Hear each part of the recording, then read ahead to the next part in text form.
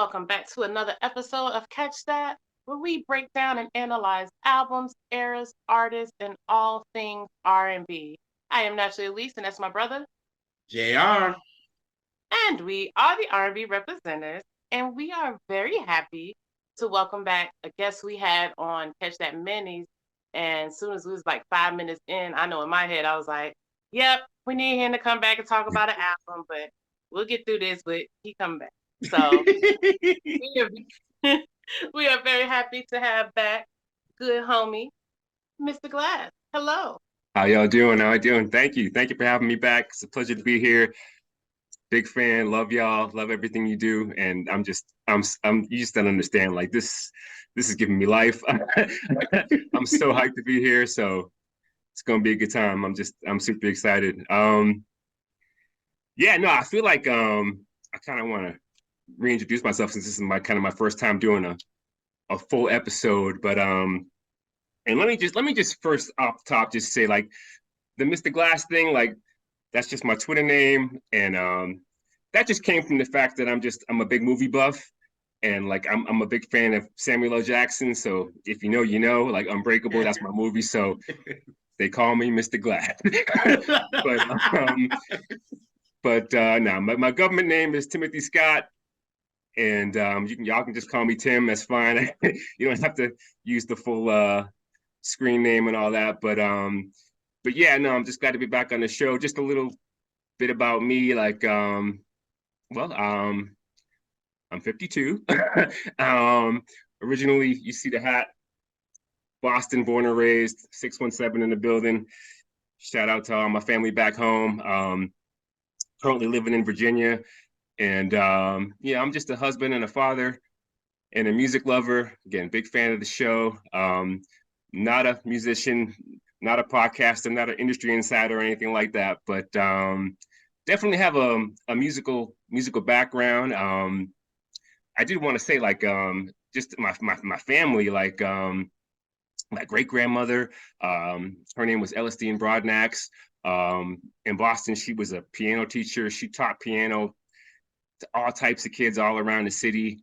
She was kind of known for that. And then her daughter, my grandmother, Rebecca, rest in peace, she just passed away in February.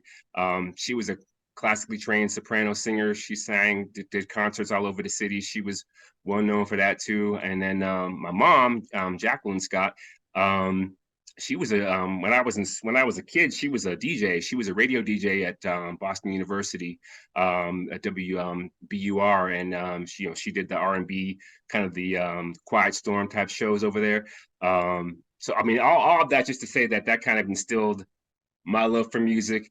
All I learned from all of them gave me an appreciation for Black music especially, but really all types of music, and just kind of filtered down to me and my love of music, and why I'm just a big fan of y'all and what y'all do, because y'all just keep that love alive and keep inspiring people, and it's just great to see. So just glad to be a part of this, and what y'all are doing, spreading the good word out there, you know, and it's just wonderful. So thank y'all for having me back. So, J.R., Yes. how about you tell the folks what we're going to be talking about today? Clearly, y'all can see by what me and Tim is wearing, what Elise has in the background. What is going to be the discussion today? So today, y'all, we will be discussing New Edition's Home Again album. We are so excited to discuss this. This is going to be a good one. You know why? Because I got to get Tim for a little bit, for real, because his Catch That Mini was Truth, right? And y'all know the Truth and New Edition discussion came into play in that episode, because you know there was a little like dance beef with them. It wasn't that serious, but it was a little dance beef between two groups or whatever. But you know, Tim had to come back to show his loyalty to New Edition. You know what I mean? So obviously he had to come back and do a New Edition album to let it be known I'm New Edition to the end. You know what I mean? So y'all, we're gonna really get into this album, man. I am just so excited. So first of all, Tim, how did you fall in love with New Edition? Whew, man. I mean, again, growing up in Boston, you really couldn't escape it. You know what I'm saying? So I mean, I consider that to be the soundtrack of my childhood, the soundtrack of my adolescence. I mean, You know, I was there for Candy Girl. I was there for Cool It Now. I mean, I saw all of that. I mean, all the way up to, the Bobby Brown BBD explosion, everything that happened. I mean, like, they're heroes for us locally. You know what I'm saying? So you couldn't really escape it. And how did I first? I mean, all right, let me just. We're talking to a Boston head, y'all. I guess what I would say first is my childhood was a little different than a lot of kids because when I was 8 years old, my mother became a Jehovah's Witness, right? And it kind of limited what I was able to listen to, what I was able to be exposed to. So some things were all right and some things were like questionable, you know what I'm saying? But like, I mean, like, because she raised me on a lot of, the classical R&B, and I guess in the time when kind of hip hop was coming in, and the lyrics and things like that were getting a little more risque and things like that. That was off limits to me. But you saw New Edition, and they were all kind of clean cut. You know what I'm saying? They were kind of, again, throwing back to what we listened to as kids, the Temps and the Jacksons and that kind of flavor. You know what I'm saying? Like that. So for her, like, that kind of thing was okay. I'll let you listen to that. That's all right. That's not too crazy. So, but I remember, again, when I was, I guess I was, 88, 17. I remember, like, the first albums I was able to really go out and buy. I mean, because I had heard Candy Girl. I'd heard, Is This the End? I'd heard, Girlfriend and Girl Next Door. All that stuff that was coming out around that time. And my friends were, always into that stuff. I mean, my boy Cedric, he was from DC, and like his family knew Stacey Lattisaw. They were friends with them. They knew all of them. So he would tell me about Johnny. He knew about all those guys. So like he was hyped for that. So that kind of exposed me to what was going on. Like when Bobby left the group and those guys in and Johnny came in and that whole story. But I'll never forget when I actually got the Heartbreak album. And I copped that joint. I had the vinyl. I'm 17. We still living in the projects, and my room was like right here. My mom's room was like right here. But I had the stereo on, and I put that record on. I'm playing the whole thing, and then it comes to Heartbreak, the actual song. And and the part where he's like, "Yo, Mike." Yo, Mike. My man, tell us your story, And he's like, call up, girlie, meet me on the tour. I got a sweet cold killing on the 50th floor, and I'll leave you your ticket at the door. And baby, what's the line? Don't forget the pumps, right? Yes, I'm sorry. My mom heard that. She's like, Timothy! and she made me turn that shit right off. Oh, wow. I mean, I was scarred off that. But, like, still, I mean, like, again, that made me like it even more. You know what I'm saying? Because I'm a teenager at that point. So, like, that was my first exposure to that. So, and then it's like, you see the video, you see If It Isn't Love, you see the choreo, all that stuff. You're not my kind of girl. Obviously, we get to, Can You Stand the Rain? It's a wrap. You know what I mean? Like, they immediately became my favorite group. So, I mean, like, that's just the memories that I have of that time in my life, because, all that music in '88 was seminal for me as a kid, but especially, that album. And I'll never forget just how that made me feel, just because, again, and they were just heroes to us. They were local heroes, because, I mean, where they came from. If you know about Orchard Park, if you know about where they grew up, I lived in the projects, so did they. I related to that. So, just seeing the success that they had, and being able to get out from under all the contractual issues and stuff that they had, and being able to find that success and go on and become legends, it was crazy to me. So, I mean, they've always been heroes to me, and it's just, I mean, if let me stop there. I know you probably have more questions, but yeah, but that was my earliest memories of what it was like, being in Boston and hearing that music for the first time, because it was life changing. But I mean, you guys,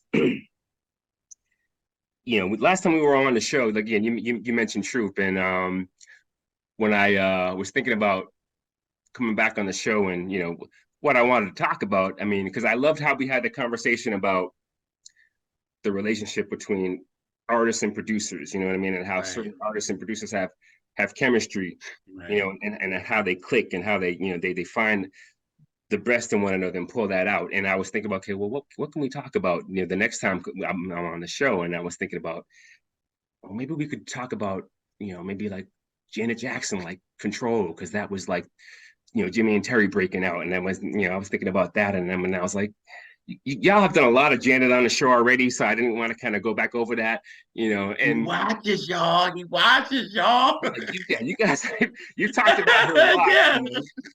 And I'll be honest too. I mean, like, honestly, that is not really in my rotation anymore. I don't really play that anymore. So it's like, it's not really, it's harder for me to relate to. And, so then I was thinking about, well, who else? And I was like, well, maybe like Aaliyah, you know what I mean? Because like, her and Timbaland, like that was obviously another case of that chemistry producer bringing out somebody and kind of giving them that persona and that sound, that iconic sound that you can't escape. And I was like, nah, because then we got to talk about what's his name, you know what I mean, that he who should not be mentioned. You know what I'm saying? I don't want to dwell on that, and I don't want to talk about plane crashes and all that kind of. That's just too sad. That's just too sad. Right. But then we, remember talking about Troop, and we talked about kind of what happened to them, and we talking about like, well, what could have been, you know what I mean, and what we could have gotten if they had been able to stick around, and that made me come back to, what I feel like is a masterpiece album, and a group that kind of went away and came back and kind of realized, to me, their full potential, and that's when I was like, okay, this is what we got to do. Let's go back to my roots, and it's just like, everybody, let's take a ride. Everybody, I love it. Love it. Let's go back in time. I'll make you feel it right. I was like, that was it. I was like, okay, we're going back to that, and that's what I want to do today, because I just, I think this album really is.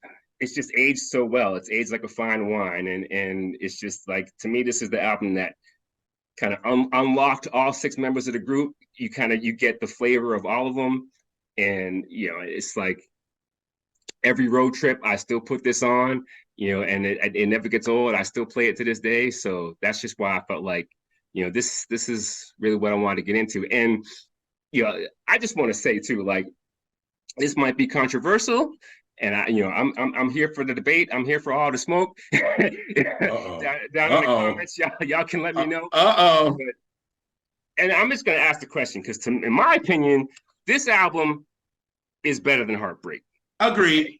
Okay, this album is better than Heartbreak, and I mean, I'm just gonna say, I mean, Heartbreak has higher highs than this album. Okay, I mean, the highs on Heartbreak to me are higher than this album, but as a complete body of work, as a complete, cohesive, consistent body of work, no skips, Home Again is the one. The Home Again is, to me, it achieves everything.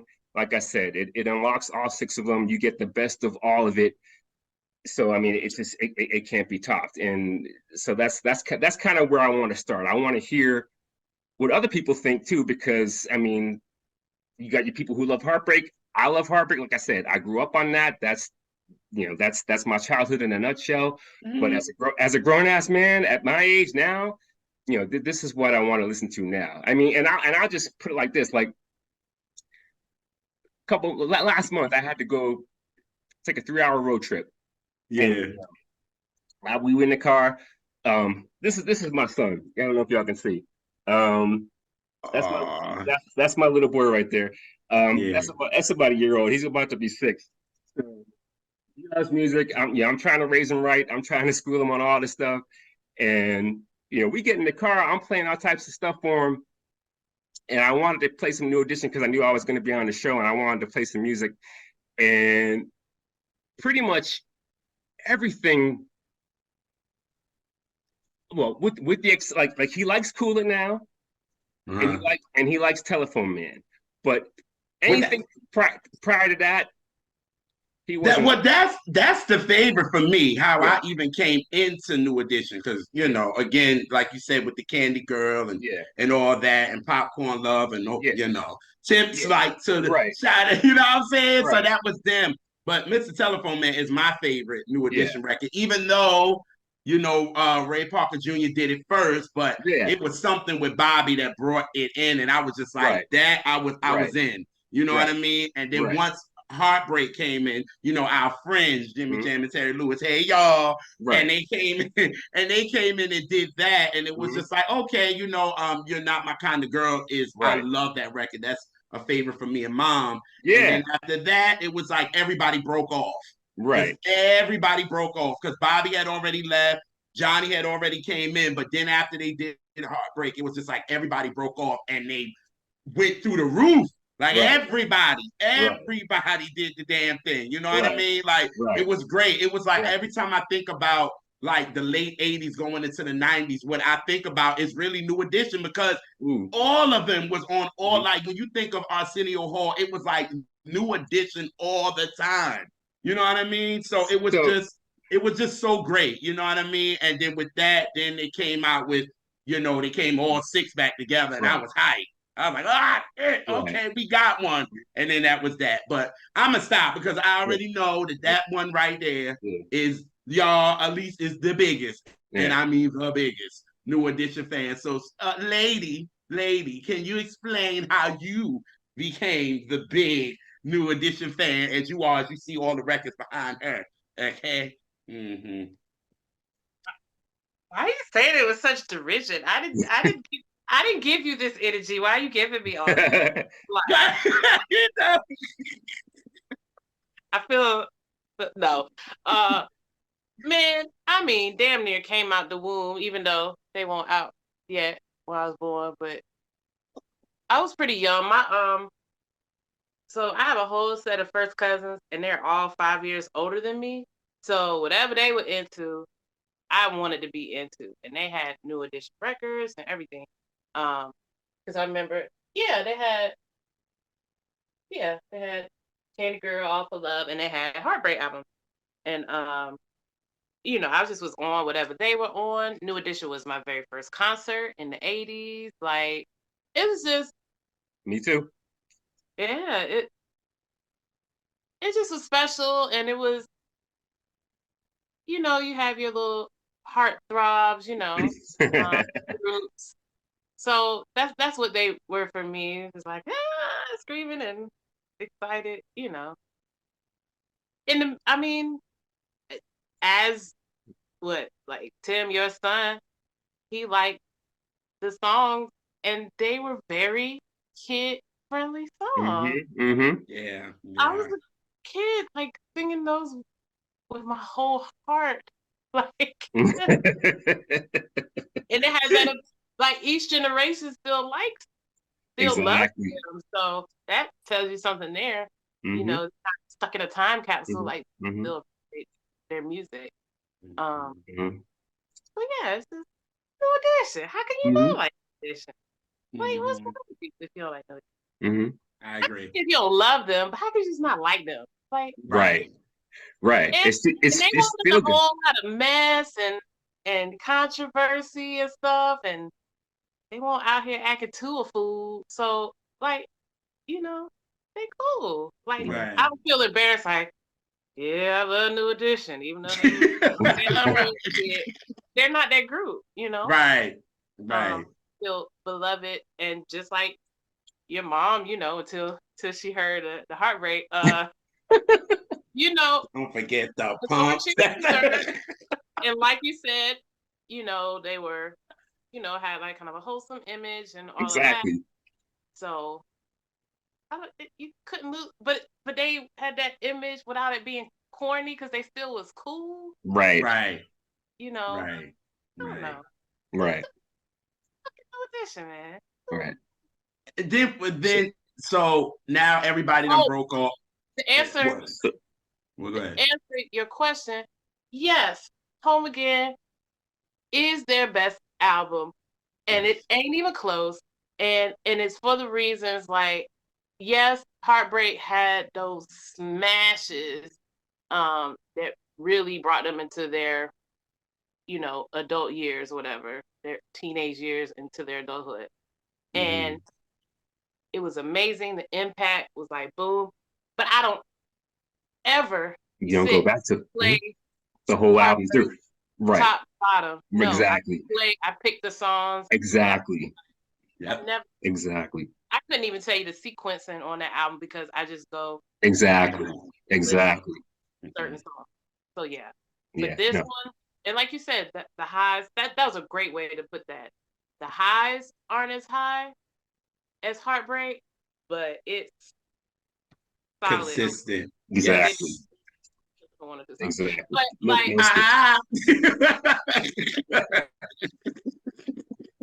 but yeah, you could play this album straight through. I think it's sequenced in a smart way. Yes. Yeah, I want to talk about that. Yeah. So yeah, I agree with your statement. And people who don't say that are people that ain't really listened to it and they only heard the same. Facts. Exactly. Your people with bad music taste are one because their music tastes are bad because they didn't even listen. That part. So when y'all knew that everybody was getting back together, was y'all like hype for all six? Like, all right. So pause. So yeah. Okay. So since we're kind of doing this chronologically, let me just rewind real quick because I want to just go back to the 1990 MTV Awards. Come on, somebody. That's where this shirt's from, y'all. Okay. Yeah. So the 1990 MTV Awards is one of those moments. It was like the Jacksons victory tour type thing, only better, right? Because I mean that victory album is terrible. Let's keep. But I mean, I love the Jacksons, and when they came back together, that was a big deal because Michael was Michael, and you got all 5-6 brothers on tour, coming back, and obviously right off of Thriller and everything. That was huge. But then in 1990, you get all 6 members of New Edition coming back together and performing, and mind you, when they all hot, they all on fire. At the moment, they were all hot. BBD comes out and does Poison. You got Sensitivity. You got My, and like honestly, the highlight of that performance to me was Bobby, because Bobby came out and he decided to do a song that nobody had ever heard. He did a song called Tap Into My Heart, which is crazy. That record is crazy, and it never got released. And then he has so many unreleased songs that are amazing, and I'll never forget that. So that just left me with a thirst, right? You know what I mean? Like I want more, right? Gotcha. I want more because I mean, like you said, they were at their hottest.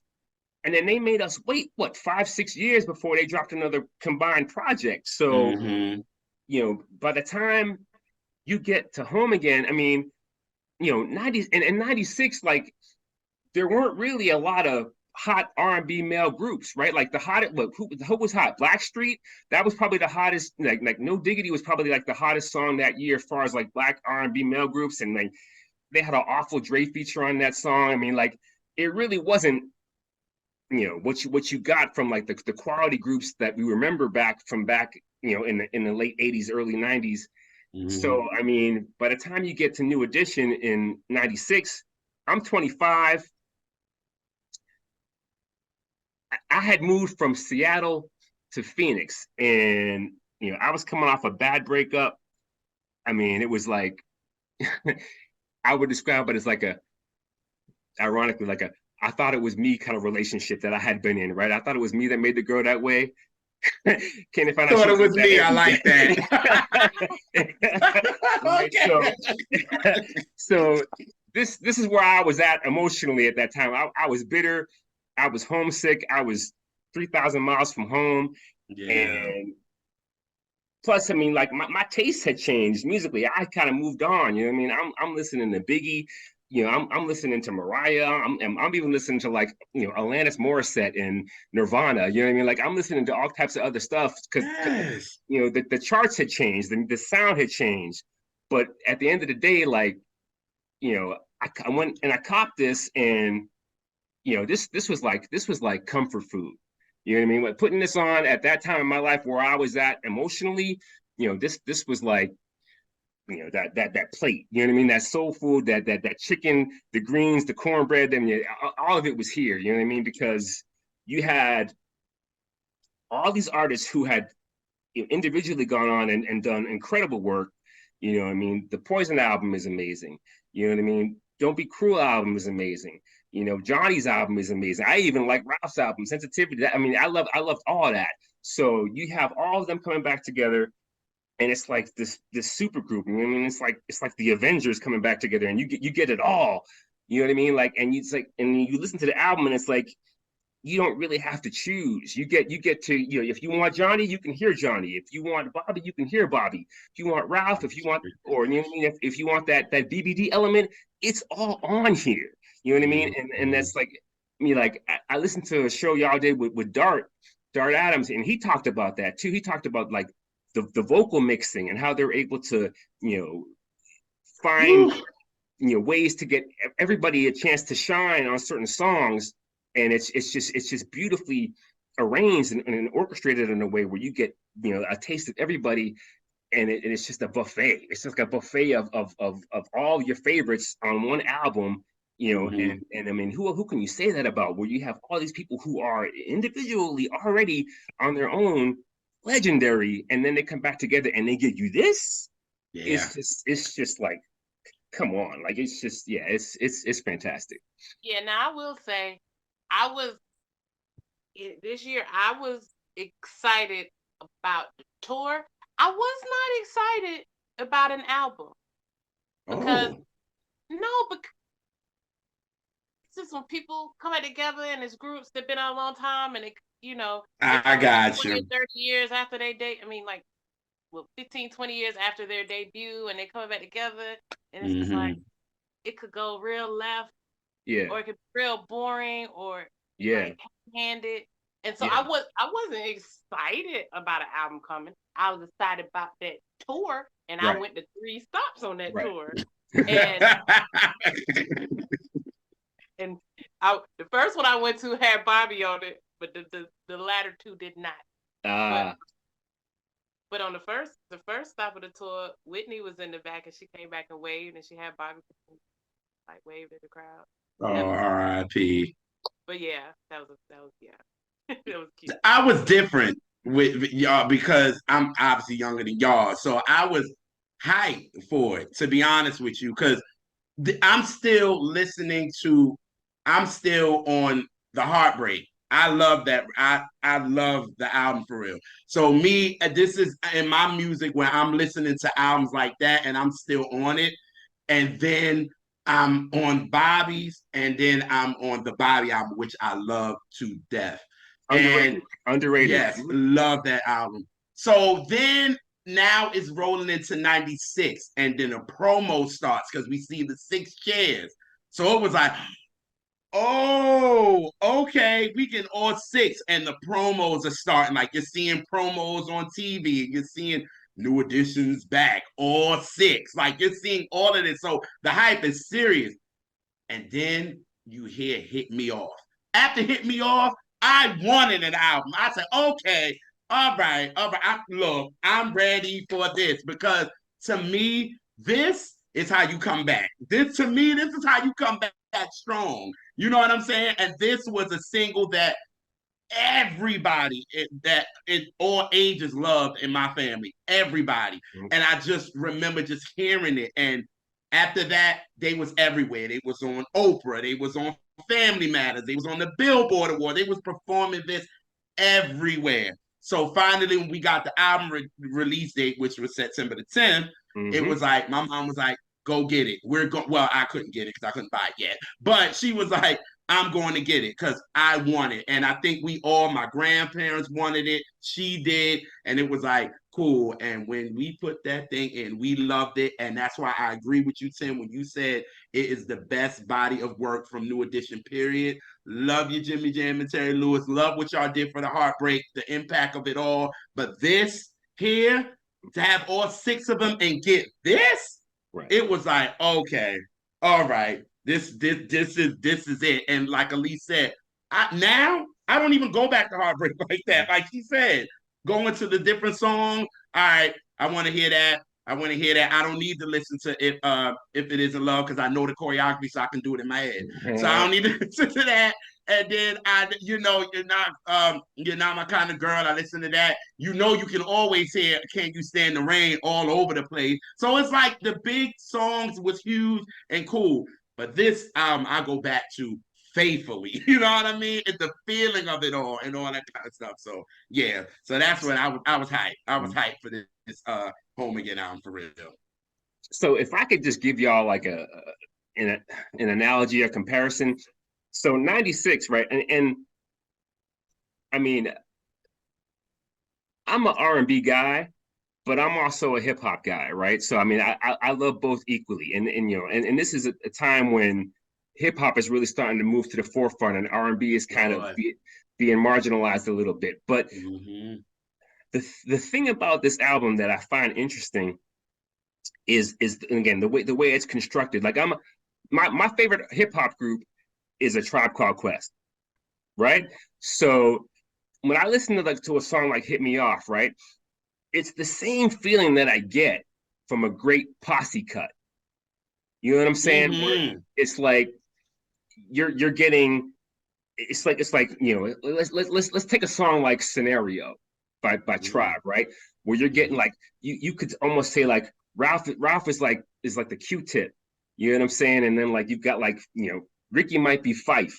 You know what I mean? And then Bobby comes in and he's the hype man. He's the energy guy. He's giving you like that Flavor Flav type, that Charlie Brown type flavor you might get from Scenario. But then you've got Johnny, right? And Johnny is Busta.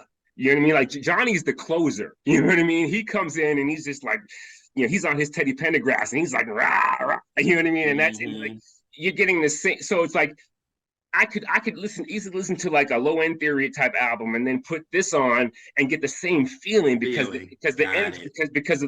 the back and forth between all the different sounds. That's why I said it's perfectly blended because you're getting all that energy in the same song from all these different individual talents that are all being showcased brilliantly and playing to all their strengths. Because the production is so smart because they know how to when to let Ronnie and Mike get theirs, or let Johnny come in and do his choir boy thing, or let Ralph come in and give you the silkiness, or Ricky comes in and does his hooks, and Bobby comes in and gives you his kind of grimy energy, and it's all on the same track, and that's why Hit Me Off is so great, and there's other songs too like that do very similar things in terms of the way that they're constructed, and I love that about this album. Oh yes. All right. Well, then let's get into it then. So the first joint is "Oh Yeah, It Feels So Good."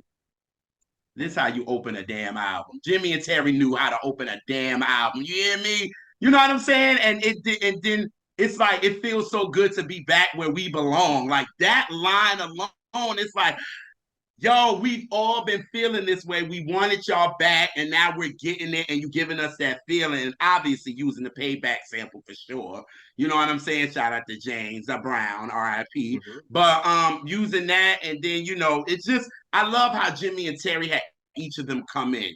You know what I mean? You had Ron come in, then Ricky comes in, then Ralph, then Bobby with the harmonies, like you was just saying, like everybody was getting it in on this joint. You know what I mean? Because I'm going to tell y'all, and I'm going to say this a lot on this show, Bobby showed his ass on this album. I don't care what nobody say. He came in saying, I don't know what hot tea he was having on this, but he went in on this. You know what I'm saying? And I think he felt some type of way. Been too long.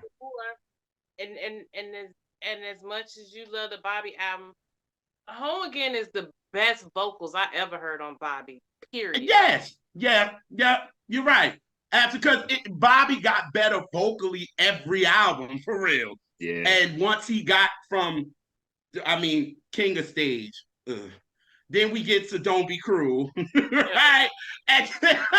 Come on. Listen. Then we get to, because I even like Girlfriend, but it's like, come on now.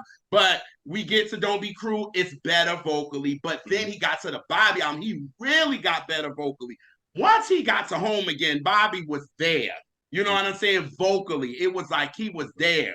You know what I mean? And I think Bobby might have felt some type of way because he was like, ain't nobody humping around tonight, like he said in this joint. Because Bobby felt some type of way because the Bobby album didn't do what Don't Be Cruel did. And I'm like, he like, listen, all right, y'all want listening to me vocally then? Or I'm bringing it on this one. And I think he did. You know what I mean? And I think to open an album like this, it just makes you so excited. And I think Jimmy and Terry was just so smart for coming in there. And you know what I'm saying? Then, you know, Mike and Ronnie they make so many great choices on this song because like you get that the crowd noise, so that you get it's that feeling like you're at a show. You know what I mean? It has that, it almost sounds like a live album when it starts off, and that immediately pulls you in.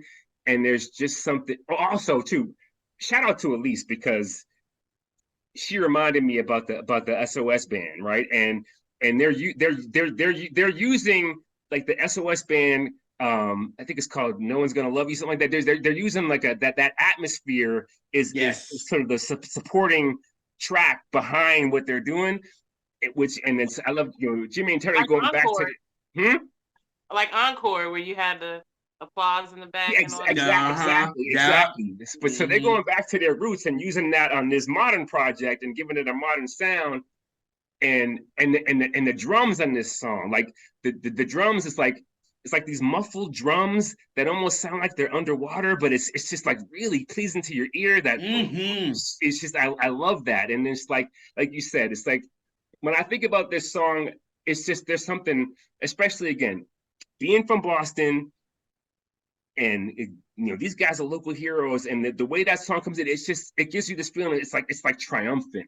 You know what I mean? It's like we're coming. I just imagine like a parade with them being back in Boston. You know what I mean? It's like the Celtics won a championship, and we all up there on the float, and we all just waving to the crowd, and just like, oh yeah, you know what I mean? It's just like it's just happy, you know what I mean? It's like, it's just like you said, it's just a great way to set it off because it just puts you in this mood where you're just like hyped, and you just and then that just segues right into the next track beautifully because you hear the Black Moon sample coming right after that, at the end of that. Don't front, I got you open. It just gives you chills. Gives you chills. Yes. Absolutely.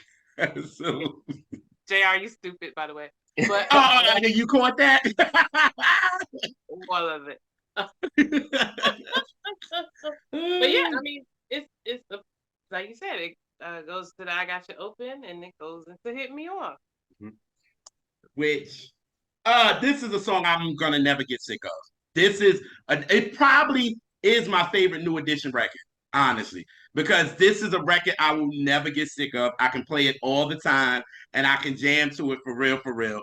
And what I really love about this is, I'm always the type, whoever has the most songs produced on the album, I feel like should get the first single.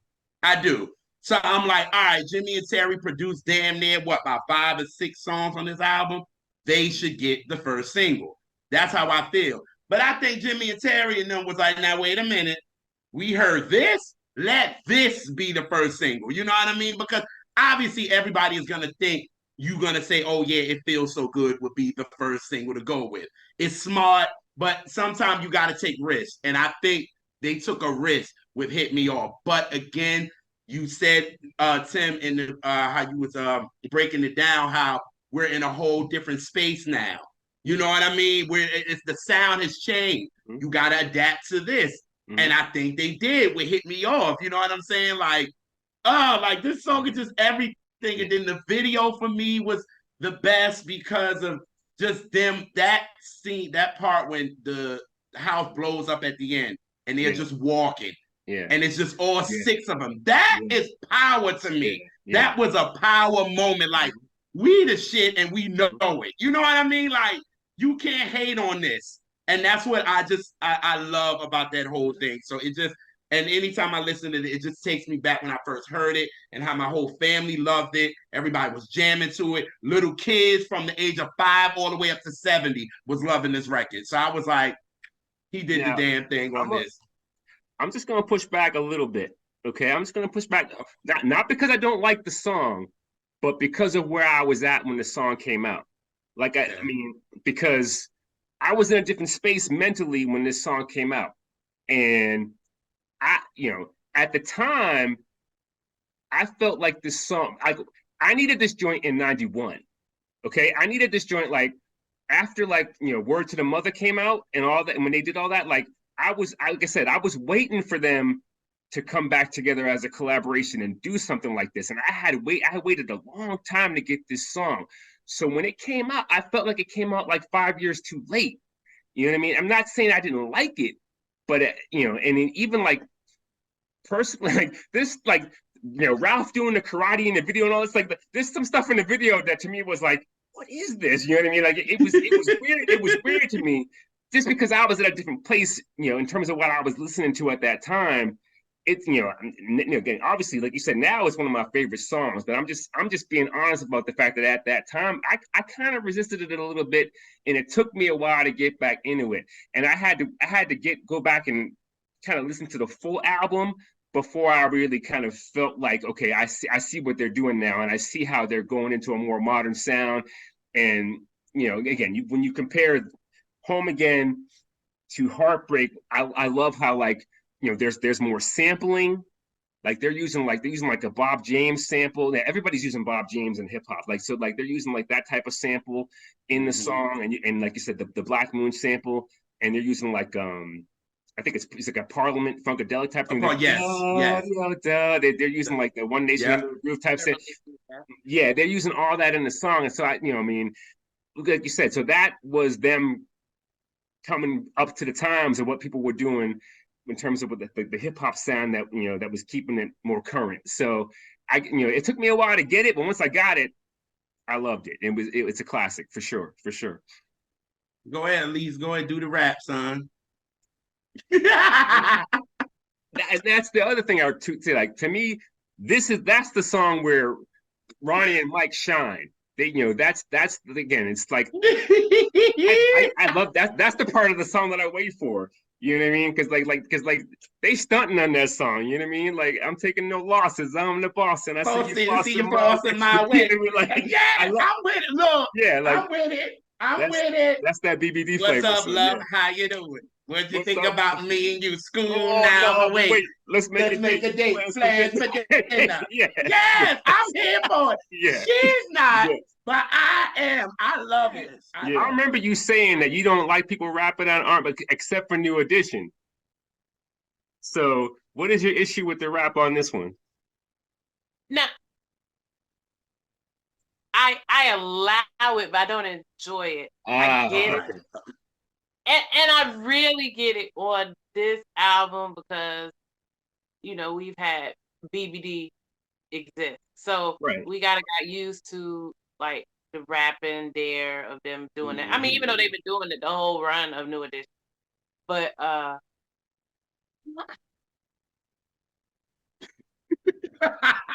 come on, just say it. Just say it. Yeah.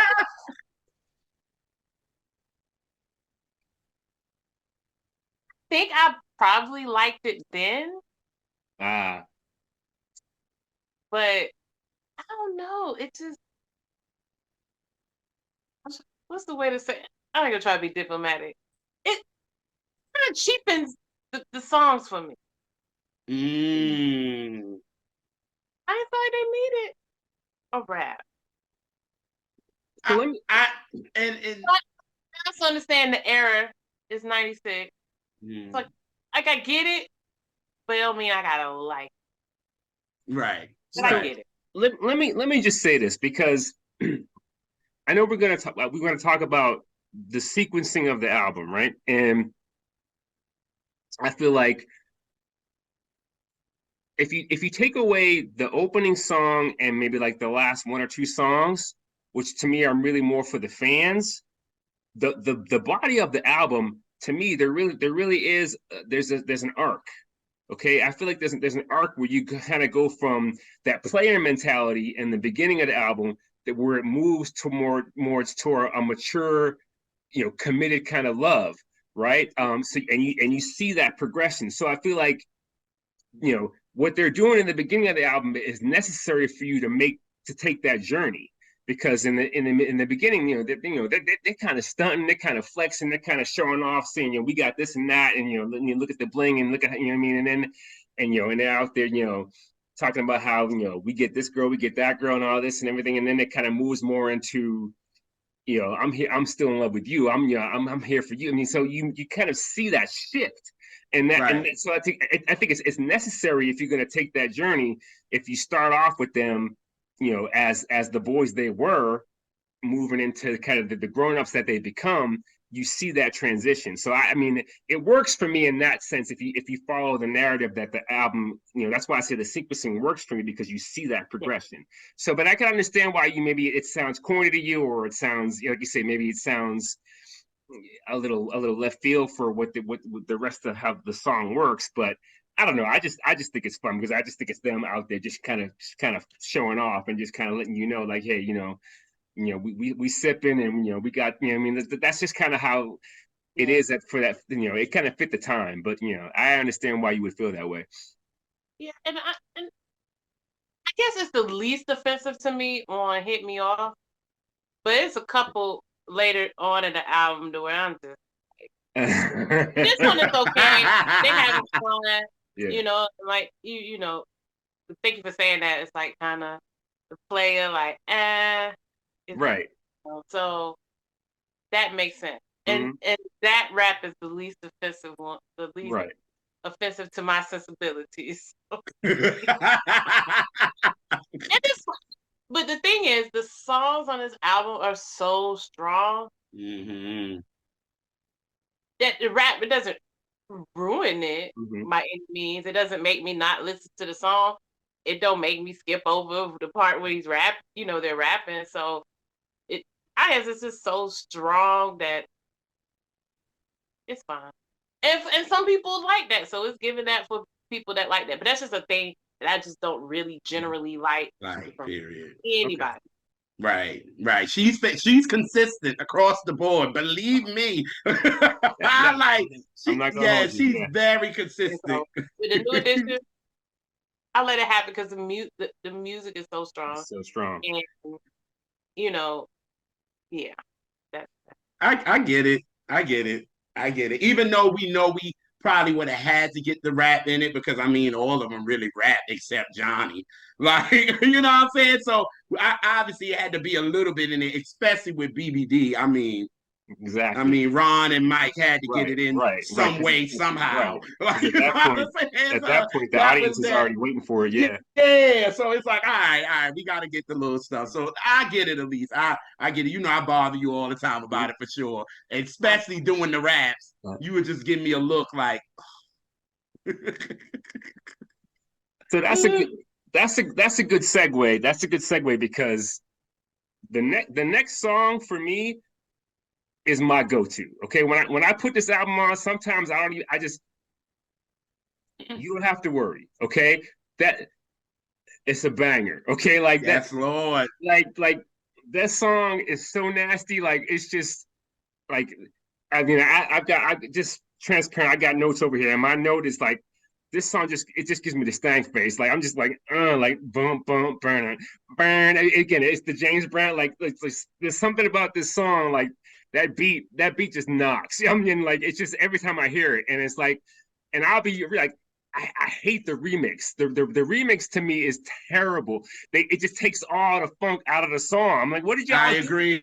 What did y'all do? Like, this song is fine the way it was, and it's just like, it's to me, it has, like, again, the best sample, and just, again, the vocals, the harmonies, the back, like, you don't have to worry is that track for me on this. I love that song, and it's just everything in this, like, there's like subtle thing, like the there's like this sound effect, there's like this accent, like when you hear like this bing bing bing, like, I don't, there's like this thing, like, again, this, the way it's produced with all these little subtle nuances in the background that you hear that just keep you listening to the song. It's the production on this song is just amazing. I just it's my favorite. But one thing about so I absolutely love the song, but it's not particularly the production that does it for me, because it the only reason I realize this is they used to play the instrumental of this behind radio promos and stuff Oh, really? for years. Okay. Years. They Okay. play in the back. And that beat, it doesn't switch up. If it wasn't for what they're doing vocally interesting, the song actually would be very boring. Agreed. I was gonna Because say that. the beat, it doesn't switch up at all. That's fair. What they're doing vocally on it is what makes the song so interesting.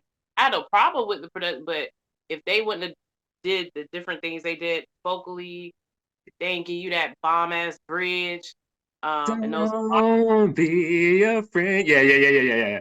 the work. But Yeah. because of that, it did work.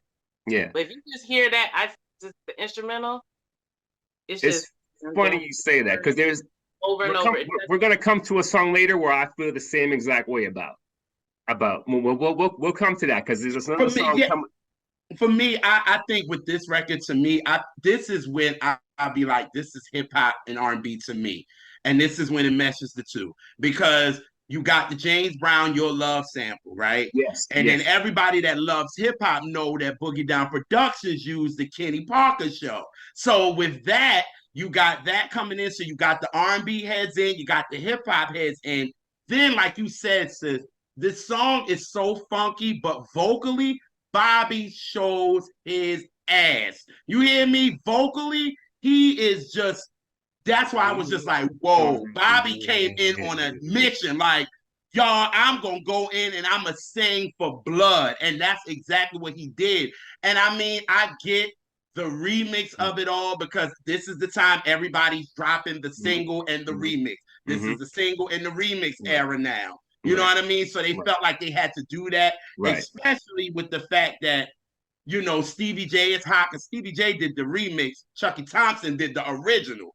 And I'm like, Chuck, there was no remix that needed to me. Like, I didn't need no remix for this. Thank you. I didn't need it. Like, as much as that's what everybody loves, and don't get me wrong, Missy came in and did her, you know, her little 1-2 on it. I ain't gonna hate on it. You know what I mean? But at the end of the day, I felt like it did not need a remix. This song, it like just how it comes in, dun, dun, dun, dun, dun, dun, dun, like it's just like so, and then Bobby just it knocks.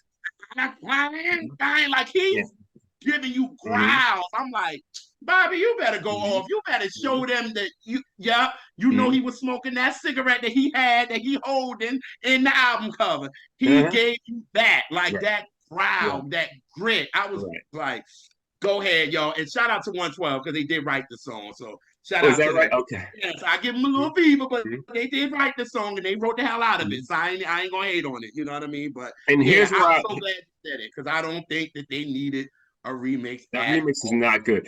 But I will agree with, at least on this one, the rap on this one is not as strong. Like the rap, because I got a freak. Yeah, like it's just like I don't. Yeah.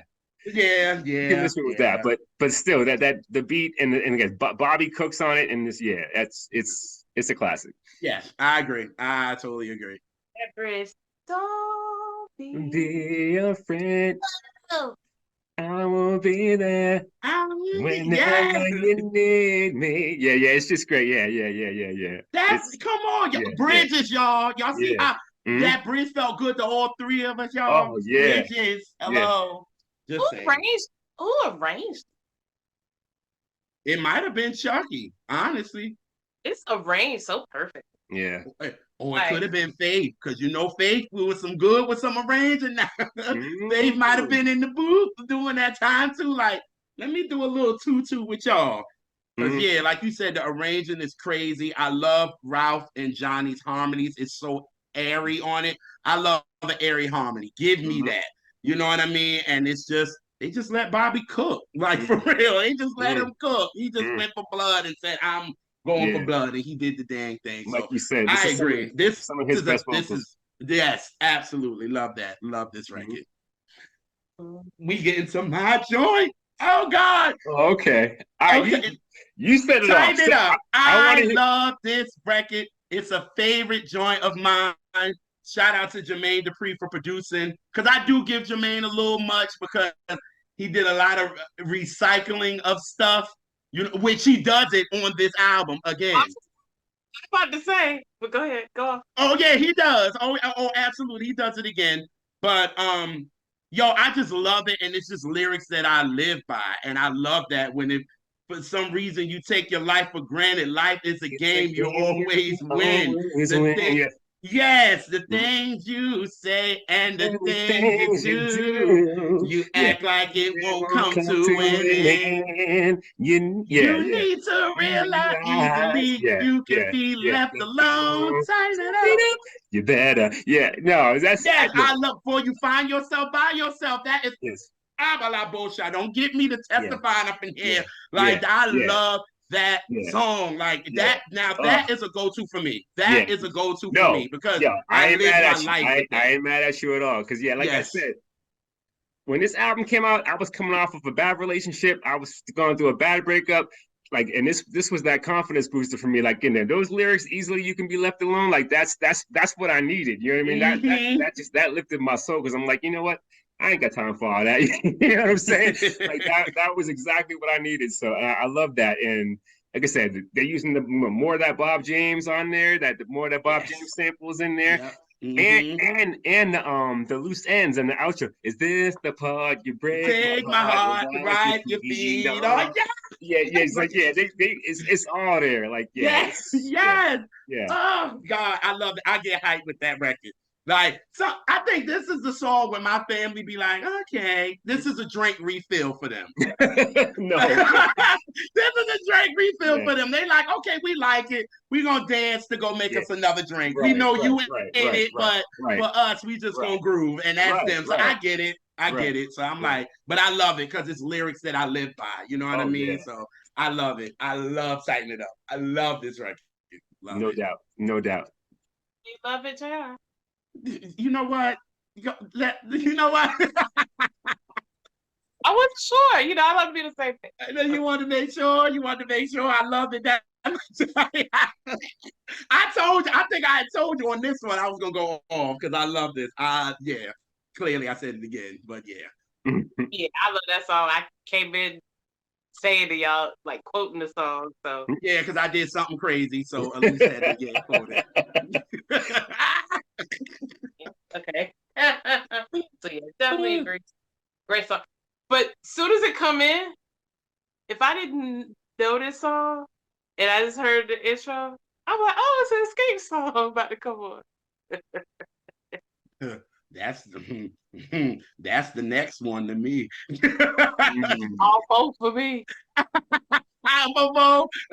All both I, for me. I can dig both of them with So the it's very, two I F's. knew right away. I was like, oh, Jermaine, first time hearing, oh, Jermaine Dupri. Yeah, Right, that right, makes sense. right. That makes sense. Yeah. Yeah. Oh yeah. Oh I mean, yeah. but what he did worked for the song, whether it was Mhm. recycled or not, it worked. That part. That part. Yeah. Now shop around, y'all.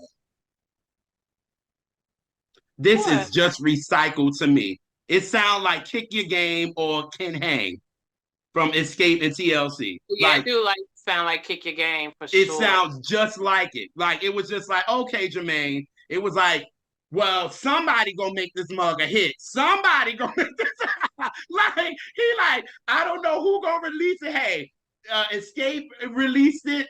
Okay, it did semi. TLC released it, but they released the remix, so they released theirs. And then he was like, all right, I'm gonna give it the new edition. Maybe they'll release it. You know what I'm saying? Like I'm gonna give it to them. I was just like, for Yeah. real, but Bobby and Johnny showed their ass on this. They Yes. listen. Woo. Johnny! Yeah. Yeah. Yeah. Now my note on this was like this is some pimp shit. Like, Yes. that's how I feel about it. I mean, I love that offbeat but I love that offbeat bounce in it. I like that. But like I said, it definitely does sound a little derivative, but I mean, but I still enjoy it, and yeah, I like Bobby's inflections on it, but not me. I mean, That's the part, yeah, but yeah, not me. That is the part. You like Bobby? You meant that mm-hmm, shit. mm-hmm. I like the little cool in the gang. They said, "What you gonna do? You want to get that?" Like, yeah, I like the little cool. Yeah, so I And mean, this, see, and I think that was so great with them because again, the younger crowd is getting introduced to them. So they're also putting the oldest, stuff in there. Right. So people like my grandparents could be like, oh, okay. Exactly. You know what I'm saying? So it's an album that's bringing the family together to me because it's so new, it's so fresh, but yet again, they're bringing in some of that old stuff. So when that part comes up, I can see my grandparents. Do you want to get down? I'm like, oh, okay. Y'all act like y'all ain't proper cool in the game, but you did. But you know what I'm saying? So it's like, I that's one thing I do love about this song. But I always, Jermaine Dupri, I know if you done saw a lot of our catch stats, I done gave you some fever, brother, for some recycling that you been doing. I'm just saying. So like, I mean, some of the criticisms of this album is that like they feel like a lot of the songs sound like outtakes from their solo projects. I've read people say that, like, I mean, or like they're just lesser versions of better or similar songs. You know what I mean? I've heard people say that, and it's like, if I was to use like a basketball analogy, it's almost like the difference between like a Steph Curry and Seth Curry. Okay, like it's like Steph is the MVP, All-Star, multiple time champion, and then you got his little brother. He's in the league, he's good, he could play. You know what I'm saying? It's still good, but he's not his brother. You know what I mean? And that's like people say that about some of the songs on this album. And it's like, I don't know if that's fair because you can't compare everything to something legendary, but that doesn't mean it's not good. You know what I mean? It's like, if you get, when we come to the next, like Hear Me Out, when I listen to Hear Me Out, I hear it's reminiscent of like When Will I See You Smile Again? You know what I mean? Absolutely. You know what I mean? Like it gives me that same energy. Yeah. And I love the song. Again, we talk about the sequencing of the album and what the album is doing and how it's telling a story. And you're kind of getting to that point in the story where the guy's now starting to become a little bit more humble, a little more vulnerable. He's kind of checking his ego. He's like, I apologize for breaking your heart and that kind of thing. But like sonically, it does kind of take me back to BBD. You know what I mean? And so, but it's still a great song. But I can see what people might say. This sounds a little bit reminiscent of that, and maybe it's maybe that takes a point off of it for originality. Mm-hmm. Well, the problem I have with that particular line of thinking for that criticism is when they broke off into their individual project, BBD, for example, BBD, they basically took their personality off of songs like Any Heartbreak, and that's BBD. So they're saying they're pulling from their individual things, but that's who they were. So you just want them to come and be different people than what we love them for? Right. That's just a weird. Right. All their individual solo stuff kind of just was an amplification of who they were in the group. Right. I would say the only exception is Johnny, because Johnny was already established artist before New Edition. Before he was part of New Edition, he already been out there singing down. So, but they took those pieces of personalities, honestly, from Heartbreak, and that's what became their solo career. Mm-hmm. So that's just a weird criticism. Like what the fuck do you want them to sound like? Because they became all brand new and different and sounding totally different. Right. And then you'd have been the people to criticize that, or they want to criticize, they might not even listen. Like, I don't know. Right. But like we said earlier, are these true fans? Are these people that just jumped on the bandwagon? You know what I mean? Because I feel like Right. Yeah. That's what my friend I come up like, Elise, you're acting a little too Elise. And I don't like that. Huh? Right. But you met Elise, and that's who you love. But now I'm being too me. Exactly. Yeah, the science ain't science at all.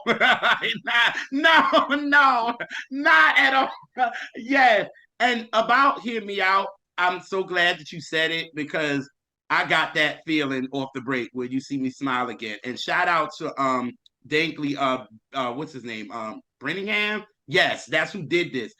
And he did the production, and you could tell because it gave me Changing Faces Good Thing off their debut that he did, and then Subway. Little You mean games we Bingham? play. You mean Bingham? Okay. What did I say? Binningham? Ooh, girl. You threw some extra syllables in there. I sure I did. was like, what did we talk about? Bingham? Oh, yeah. Okay. But go I'm go sorry. ahead. Thank you. I was in it too. You see, I was in it.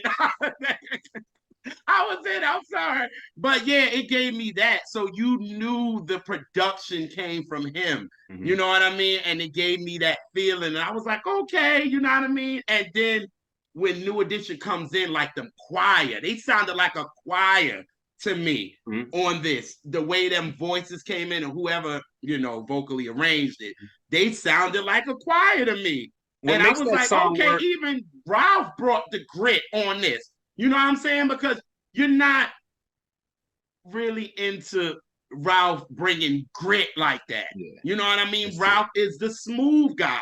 Everything is smooth. You're not expecting Yeah. him to go, growl. And he even brings that into this record. So I was like, damn, did Johnny rub up on you? Like, you know what I'm saying? Like, you know what I mean? Because it was just like, I was shocked because when I heard, I'm like, damn, Ralph. Like, okay. I'm like, damn, okay. But yeah, I love it because of the grit of this record and the production Mm-hmm. of it was so But like dope. real talk, when I play that song, what I'm listening to is Johnny's background vocals. Yes. Johnny's background vocals is what does it. Like, yeah, Johnny goes. Like, he's cooking on this one. So yes. yeah, that's the glue for that track. John, and let me tell you something. I'm gonna say something. Johnny was like, it ain't just gonna be no boys to men track on this, and y'all just gonna let me eat on that, and that's it. No, I'm eating on this album because Yes. I done proved myself. So we ain't getting that boys to men mess. When he was on his behind the music, he talked so much shit about that. He was like this is the shit that y'all give me. He said, I'm gonna fuck this song up. And he did. And he said that on the behind the music. And I just remember going, because I was young then, I was like, ooh, he cursed. Like, you know, yeah. Like he went off the way like that. Yeah. So I knew like on this, Johnny was gonna show off and show out, and he was gonna be you, and he showed out on Hear Me Out. That's why it sounded churchy. Exactly. For real, because it was him. Mm-hmm. It's the only. It's like the only song I almost skipped. I can understand that because, like you said, he's bleeding. Woo. It's not singing. I know. Yes, I'm shocked. Like, what? It's just airs a little on the side of boring. That's all. Oh, okay. That's fair. But they sound good. I like I like it, but it's missing one sprinkle of something to give it a little more. Listen, a little paprika or something. That's what you missing. Yeah, some lemon zest or something. Just a little bit, nothing major. Just right. Yeah, a little hot sauce. A little bit. Like I can dig that at least. I can dig it. But I do love the vocals on it. I love the production. It's just, and I don't know what it is. It's just something. Yeah. Just sprinkle. Mm-hmm. Mm-hmm. Yeah, I get that's fair. That's fair. That's totally fair. Yeah, and that's serious with that one because she loved Johnny and Johnny pleading. Johnny. I mean, that's probably why I don't actually skip it is because of the Johnny-ism. Right. Yeah. And then, like Tim said, it was Johnny's backgrounds too that you really paying attention to. It's like it makes the song for what it is. So yeah, really I agree. At least I ain't mad at you, girl. I ain't mad at you. Thank God it wasn't one of mine. I mean, if you was mad, you was gonna have to stay mad because no, but Something About You. I love this. Oh man, yeah, it's a favorite of mine. Another favorite of mine. Mm-hmm. You know what I mean? Now I don't know what the hell Ralph's saying in the beginning of the song, but I mean, but I was like, okay, you know what I mean?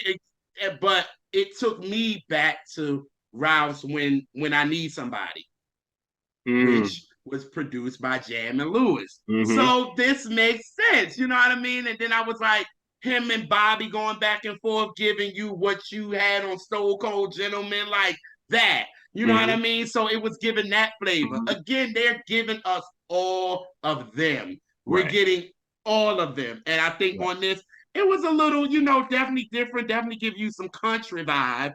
You know what I mean? Like it was that, but I liked how they put the beat on top of it. And I was like, I like it. You know what I mean? So it's definitely a favorite of mine. For real. Yeah. No, I've always been a Ralph guy.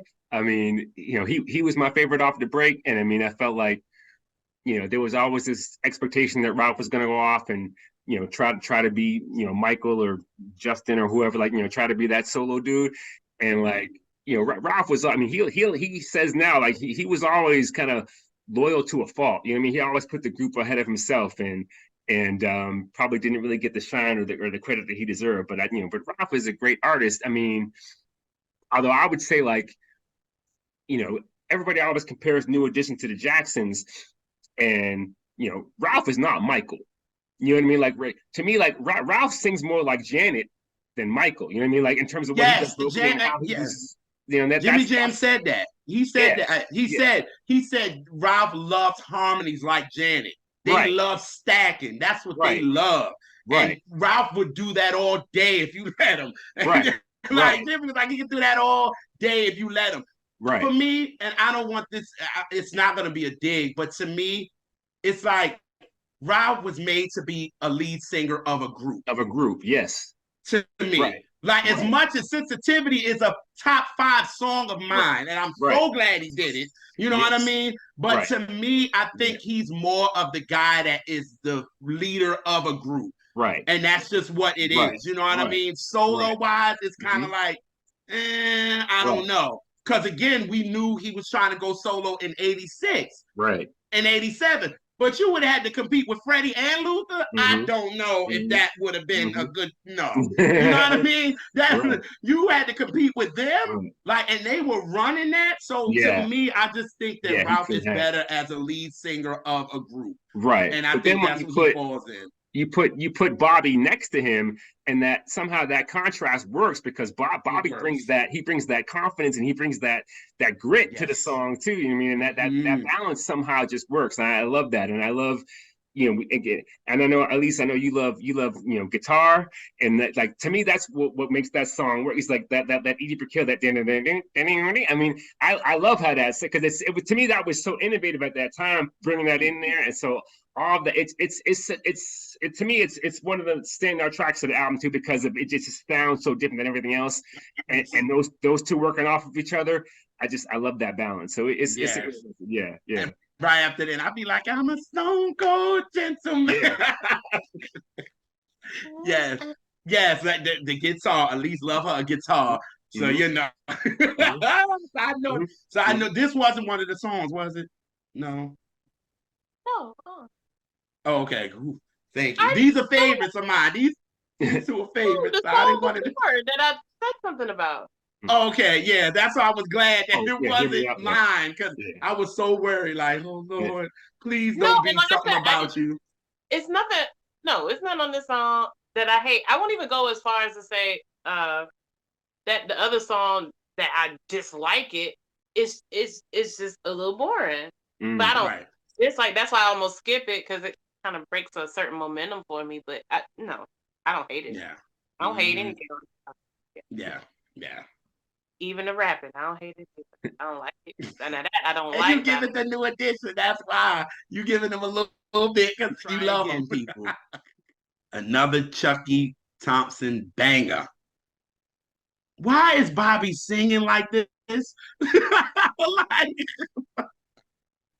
Like I'm like, this guy really came in and said, y'all, I'm about to show y'all what I am vocally, and I'm not playing like at all. And again, it's bringing in the hip hop and R&B again, because you got obviously Chucky's using the Lick My Balls from Slick Rick.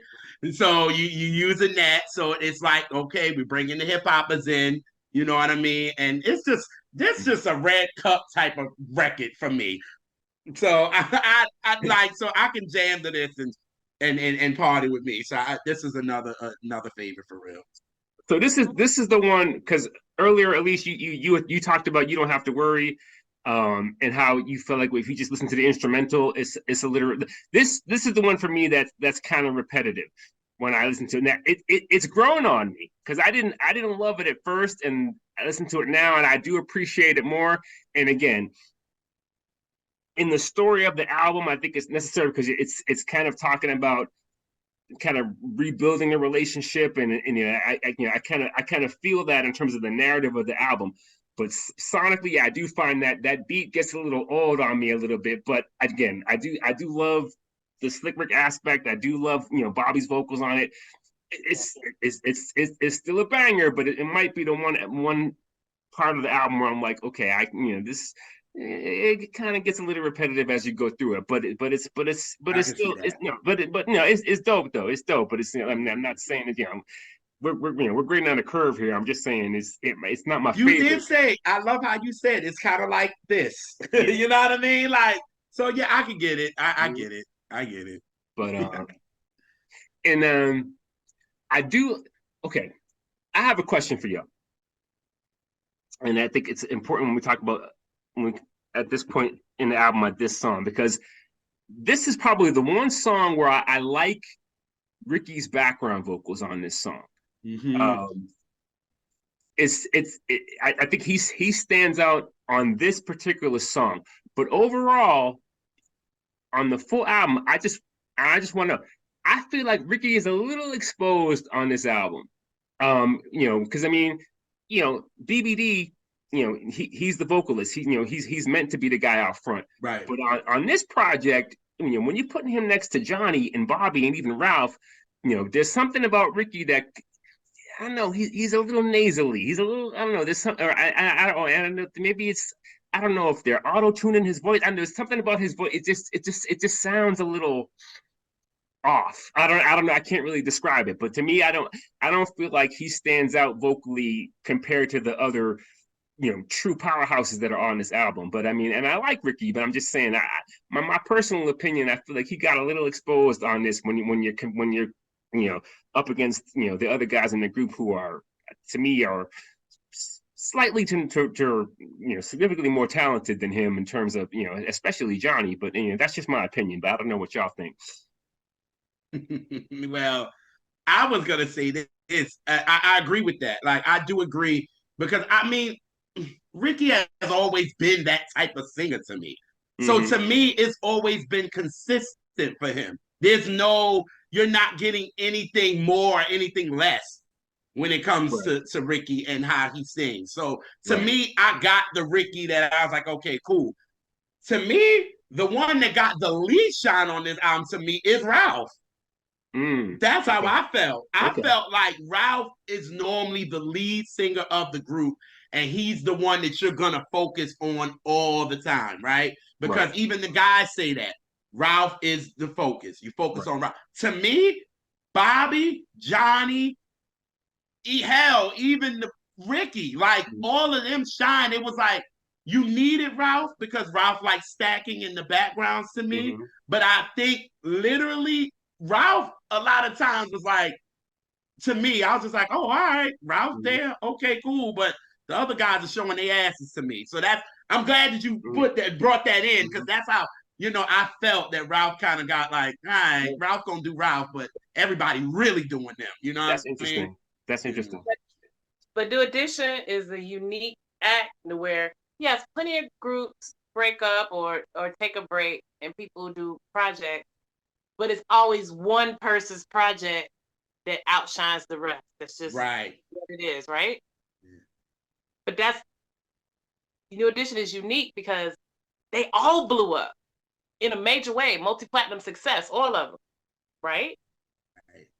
So you essentially have this group coming back together, a group full of lead singers. So how much of that do you think has to do with the fact that their individual projects that came up before this, all did? I mean, I'm not saying Ralph's album didn't do well, but I mean, at this point, Bobby's reaching like almost MJ status. And Bobby alone. I mean, like, you think about like when they did the miniseries, because like Biv talks about this in the documentary. Like, they wanted it to be Bobby's movie. Like Bobby was so big that when they wanted to do the New Edition biopic, the producers were like, well, we'd rather do the Bobby Brown movie, because he was at the level where he was pre-Usher, pre-Chris Brown. It was Bobby. Like, he was that guy. He to where he kind of transcended New Edition in a way where he was the Michael Jackson. He was the guy who broke out and achieved solo success that no one else in the group really met in terms of the album sales and the tours and all that. But Bobby was that guy. So I feel like Johnny's album is immaculate. BBD, Poison, Do Me, all that was everywhere. All those guys had realized tremendous success, arguably bigger than they did, pre Heartbreak. You know what I'm saying? So when you get to this album, it almost feels like, and again, I don't know if Ralph would say this, and I don't know if it was the producers or him, but he does kind of take a back role. I agree with you on that, because and he's kind of selfless to a fault, because he allows the other guys to go out and shine. And I know, like, even when Johnny came into the group, they were all worried that Ralph was the guy that was going to leave. You know what I mean? But and then the day he ended up doing that album, and then Johnny came in and it worked, and they were actually competing against Bobby at that time. And I never really feel like Ralph ever really achieved the solo success of any of them. So I don't know if that contributed to, when this album got put together, they kind of gave him a lesser role. Well, act like Ralph went gold. Right. Yeah. No, I'm picking up everything you put down. Yeah. Like he went out there and ain't do shit. Right. That won't the case. It won't like he won't helping out on some other people's project and things. Fair. Yeah. See, that's just it. That's not a secret. So yeah. So, get it? You might. But yeah, I think we give Ralph. I think we give a little too much. You know what I also feel like too? Giving Ralph more. Ralph is like, okay, y'all did y'all solo stuff, but when it comes to New Edition, who's it? Right. Me. And Ralph even said this in the documentary when he was talking to Johnny, and they were sitting in the studio, and Johnny was like, "Where's everybody at?" He said, "Where they always be. They at the mall. They doing this. I'm in the studio doing backgrounds and all this." But Ralph probably was like, "Okay, y'all do everything. I normally did everything in the group to begin with. Exactly. I'm doing the backgrounds. I'm doing this. Y'all coming in doing your woo, wah, wah, wah. But I'm doing a lot more than y'all. Mm-hmm. This album, go ahead for it. Mm-hmm. I'm going to be the background of y'all." You know what I mean? Now y'all going to see it ain't easy being the lead of a lot of these songs, because a lot of them you got more. You know what I mean? So again, I sit back and be like, damn, Ralph really kind of played the back. But then once you said that, I'm like, but wait a minute. Ralph is like, I do all the work in New Edition more than y'all. Mm-hmm. So now y'all do it. You know what I mean? But everybody still know when it comes to New Edition, who's the lead singer? Ralph. So at the end of the day, this is us. We're back, 6 of us, but who's the focus? Ralph. You know what I mean? Yeah. So it's like, it's kind of like a seesaw for real. It's like, okay, you played the back, but he's the lead singer New Edition. Right. He's the star New Edition. You're like, you know what I mean? So it's good. Yeah. It's good. And honestly, like I said at the beginning of the show, I wasn't excited for the album. I was excited for the reunion and for the tour. I was excited for the album because I was like, how is all this lead singer energy going to work coming back together? It didn't. No, I mean, it's for the album. Oh, okay. Well, yeah. No, it did. The part I was excited about, that's the part that didn't work. Right. Right. But yeah, I didn't know how that was going to work with all that big people lead singer energy with the egos. Yeah, egos. Woo. Shifting music. You got a point, sis. I was like, I don't know. Right. But obviously it worked out. But it worked out. Right. Yeah. I mean, by no means do I feel like I got shortchanged in terms of Ralph's contribution to the album. I don't feel like I got shortchanged. I feel like there's plenty of Ralph on there, and he's used well because I mean you're flipping every song you got Bobby singing lead and then Ralph comes in or vice versa or Johnny or it's like every song has a balance and and there's certain inflection that's what I like about it is the characteristics of their voices are used so well in every song where like I said whether it's the aggression that Bobby gives, or the sensitivity that Ralph gives, or the smoothness that Ricky gives, or the power that Johnny gives. Like you get all those flavors on the song, and that's that on each song. That's why I feel like the album is so well put together because I don't feel like it's lacking in any way. I mean, in terms of like who your favorite is, you're gonna get some of that whatever song you pick. So I mean, like I love that about it. Yeah. Mm-hmm. Mm-hmm. Yeah, we come to my Go ahead. Yep, go ahead. Go ahead. my favorite song on the album, and it really is not close. How do you like your love, sir? How do you like Sunny side up. the silver platter and kind of wake up platter? Yeah. Yeah. Love it. I love this song. The vocal performances, the Johnny of it all. I mean, how do you like your love, sir? That's a Johnny Gill song. Period. Like that could easily be on a Johnny record, and yeah, that could have easily been a record on one of his albums. Yeah. Yeah, he's on his full Teddy Pendergrass type vibe on this song. Like he's just I mean, like I love everything about this song. I mean, I'll be honest, it does kind of give me some Jodeci vibes. Like the production. I mean, there's something about the swing. It's very Jodeci. I agree.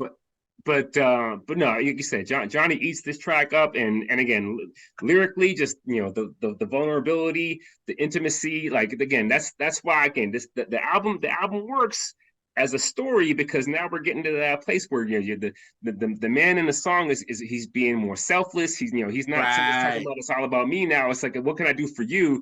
We're moving into a more mature type of love, and that's perfect for Johnny because that's what he does. You know what I mean? So. Yeah, it's like I said, it's definitely a standout track. I mean, and again, I've talked about how some of these songs are reminiscent of other artists, but that doesn't take away from the beauty and the power and the passion of what they're doing because it still sounds great. It sounds great. Mm-hmm. Yeah, I did. I like also Ralph's. Again, I love an airy background, and Ralph is giving that on this. You know what I mean? He's like. Johnny, you go. Like I'm just gonna be behind you and just give you that everything. You know what I mean? And then Ricky did what he needed to on the bridge. I mean, and the outro. That's tell me how you like it. Tell me. And then the outro is great. Yeah. Go ahead, Elise. And I like the switcher because you go back to Heartbreak. It's Ralph in the front, Johnny on the background. So to get a Johnny in the front, Ralph background. And that still works. So it works either way. Right. Come on, son. You better. I know, Elisa, where you did. Come on, son. And some songs you need the growl in the front, and sometimes you need the growl in the back. Come on, somebody. But yeah, I love this. And I do like what Ricky did on the song. I love yes. That. That's one of my favorite parts of the song. Sis, can I ask you, because I wanted to ask you a question, like, because I know, with Ricky, we give him a lot for something in your eyes, right? Like, we do, because baby, Ricky thought he was singing for blood, you hear me? Don't he give you that on this a little bit? Yeah, a lot. Oh, okay. Okay. It's him. Everything everybody did on this, everybody was true to who they were. Which New Edition always has been. You always knew the distinct personalities of each voice or, how they presented themselves. Like they always stayed true to that, in my opinion. Especially from Heartbreak on, They just were. Yeah. I could agree to that. I wanted to ask you because I was like, I don't want to say it.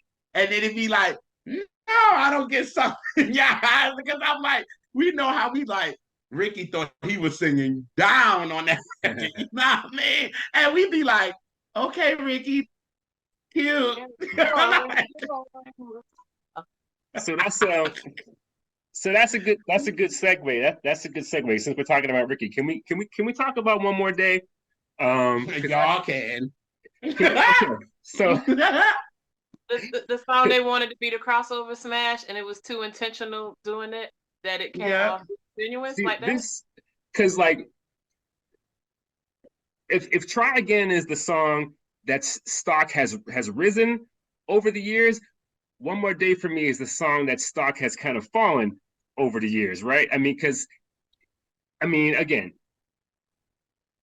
I'm not saying Ricky can't sing, but when in this body of work, his vocals don't hold up to the powerhouses that are on this album. So I'm listening to this, like what I'm listening to on this album is the guitar on this song. Like, ironically, the guy's name is Mike Scott, and I have an uncle named Mike Scott, and he's the guy playing the little Spanish guitar. And I love the guitar on this, but there's something kind of derivative, and no shot to Jimmy and Terry on this song, but like I was telling my wife this when I listen to One More Day, it sounds like a sped up version of Come Back to Me.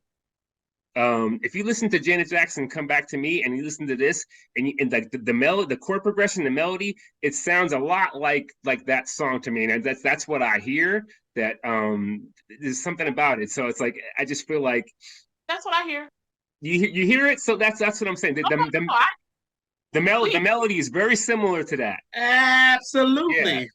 Yeah. Yes. So it's like if I want, I'll just go play that. You know what I'm saying? Right. And I think, and then to come to find out that Ralph was supposed to do the lead to this. Yes. Okay. But his mom got sick. Oh, that makes so much sense. Okay. And they gave it to Ricky to do. That makes so much sense. Okay. So I think we would have probably got even more of that come back to me feeling because, again, Ralph and Janet love doing the same thing. So it would have worked because Ralph was supposed to be the lead. I did not know Ricky that. took it over. And like Elise said, this is the crossover record. This is the record where they are competing now with these new white boy bands that just came in, like the Backstreet Boys and the NSYNCs, and they're getting on contemporary radio and that crossover thing. That was supposed to be their AC song. This was supposed to be it. This gave me the Backstreet Boys All I Have to Give. This is what that gave me. So I know Full Force was like, we see you. It's straight pop. It's straight pop. Yeah, we see what y'all doing. Okay, like, and that's why a lot of them didn't do the video because they really went with the record. It's just him. It's just him. Ricky. And Ricky finally said on Twitter, he was like, everybody didn't even want to do the video. Right. They didn't want to do it because they all knew what this song was. It was like, man, we already knew. That's why you get the backgrounds from them. And when Ralph comes in and say New Edition sing, and that's it. Right. And that's all you get, all their backgrounds, and that's it. They probably was like, y'all can have it. Take this. We know what it is. Like, nah. You know what I mean? So that One More Day, we see what was going on. You know what I'm saying? Like, you saw what was going on. That's why they needed the makeup. For the next song. Like, we here, Gina. You know what I'm saying? Like, they needed the makeup for this next record, which crossed over for them. How about that? Yes. Yeah. That's always so R and fucking B. But like I say all the time on the show, speak it.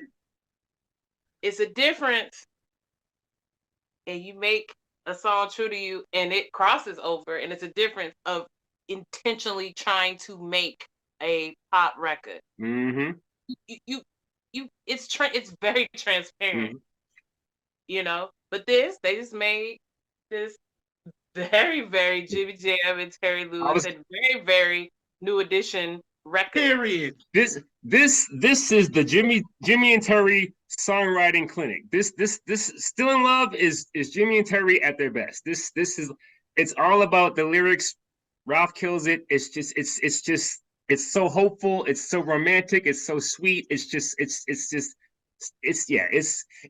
does give me a little Boys to Men vibe. I could hear Boys to Men singing this kind of song. Oh yeah. But it's still New Edition through and through. It's Jimmy and Terry through and through. It's Still in Love is, I mean, like, I was gonna save this, but I will just say, if there's an issue with Home Again, the issue is it does not have a Can You Stand the Rain, right? But I think this was supposed to be it. This is the closest thing to this is the closest thing we're gonna get. Right. Yes, right. I agree. I mean, like, yeah. I mean, I do like. I mean, Can You Stand the Rain is so like. When I proposed to my wife, I told the DJ to play this to play Can You Stand the Rain. That was the song that I wanted on when I proposed to my wife, because that song meant so much to her and I, that was the song that I proposed to her that was playing, because that song meant so much to us. So, like, you can't, like, that song is going to be around after we're gone. You know what I mean? Like, that song is that great. But yes, but still in Love with You on this album is the closest thing they come to that feeling. And that's all Jimmy and Terry and Ralph too. But yeah, it's I laugh at this song though. But go ahead, sis. But I was just gonna say, speaking of the Voice of Men, like, man, this has been Sean's song, man. Girl, yes. I just body. I wonder if they gave it to them, like if they gave it to Boys of Men first, and they might have like declined it and didn't take it or something.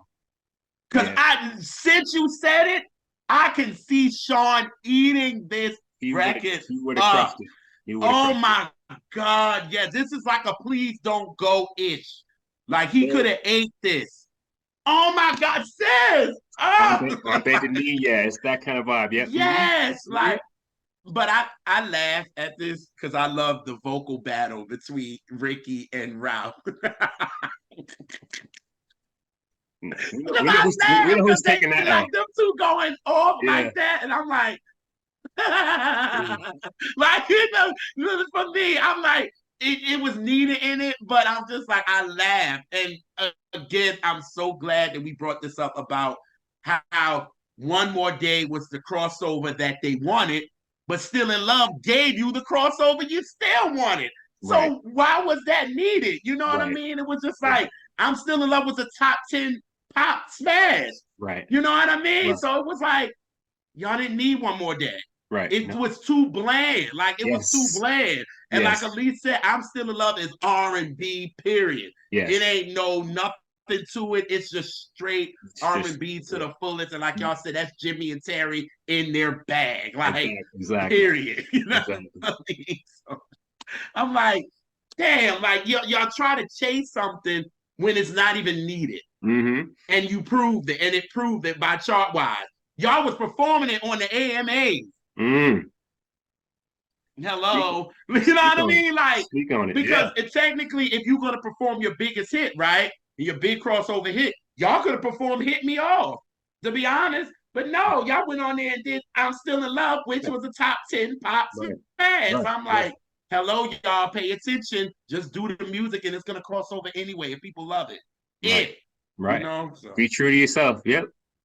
Period. I'm sorry, I had to get that out. I'm glad you went that way since I was able to bet. Oh, God. Oh. Are we gonna go on to the next one? Okay, again, the Johnny Showcase. Yeah, period. That's what I put on mine. I said Johnny Showcase. Mm-hmm. Period. He just going in. He just took it to church. He Johnny'd it. Mm-hmm. Did he do this on the tour? Did they do this on the tour? Elise? I don't remember. Oh, because I mean, I don't think so. I'm trying to remember. Because you would have, because you know Johnny be on the stage for 12 minutes. That's just he'll do my for half an hour. Yeah. Hello. Elise told me too. She was like, because I was like, I'm going to the concert. She said, I'm gonna tell you this. Johnny gonna do my for like 12 minutes. I'm letting you know that now. Mm-hmm. And the next day I called, we was about to do a show. I said, Elise, he was on stage for like 10 minutes. Because the women go crazy. They won't and and the boys leave the stage. They just leave. They be like, you got it. You got it. See, what I remember most from the reunion tour, like I said, I went to 3 different stops, all that had 3 different numbers of New Edition. The first show had 6, the second one had 5, and the last one had 4. So yeah, so there's a video on YouTube when they were in Memphis. There's concert footage from them in Memphis when the night that Ricky was sick and Bobby fills in for him and does so Bobby's singing Poison, and honestly, like him doing Poison with Ronnie and Mike, to me, he sounds as good, if not better, on that song than Ricky does. If you could go back and watch the footage from him, I mean, it's again the way he does that with the grit in his voice and the way he sing he does Poison, he does Do Me. Actually, he did like an unreleased song from the album that he was getting ready to put out where it's over Outstanding. He's singing a song over the Gap Band beat over Outstanding. I'm telling you, go watch that footage on YouTube. I'm gonna check that out. I'm gonna check that because it's the whole Memphis show, right? It's the whole Memphis show, and there's a portion of the show where they do BBD stuff, and Bobby's filling in for Ricky, and he kills it. Oh wow! And then he does some of his own stuff. Yeah, it's great. It's great. I was like, Bobby, he got more stage time. He happy with it. And honestly, what I actually remember most about those New Edition concerts is when they're doing their own song. Yeah, that's what sticks out in my mind more than the group stuff. The stuff they did together. I remember If It Isn't Love, because that's always a big showstopper of course song on the tour. So I remember all the performances of that, and I do remember them doing Still in Love. Right. Like that stands out in my mind how they did that. Yeah. They had on the white suits like on the album cover, like at the show. Like it was really cool. Yeah. I mean, it's a 2-hour concert, and they do 4 songs from this album. They do Oh Yeah, Hit Me Off, Still in Love, and the title track. That's it. Everything else is stuff from their own individual albums. And that's why it would make sense on why Elise was like, I'm more happy with the tour.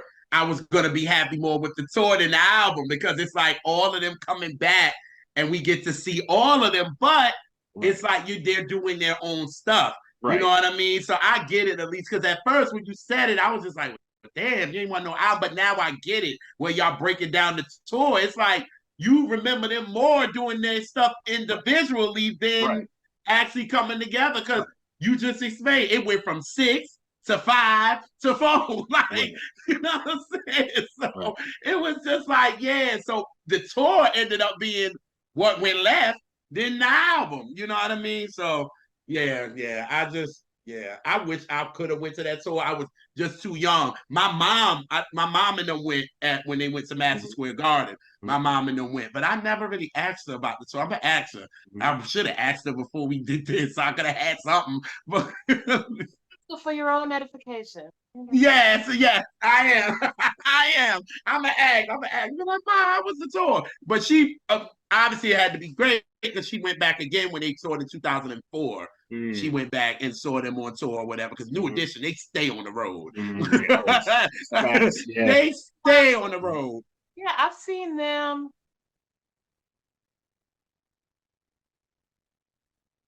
7 or 8 times. Damn. Woo. And that doesn't, but I've seen Johnny as a solo in concert a couple times. And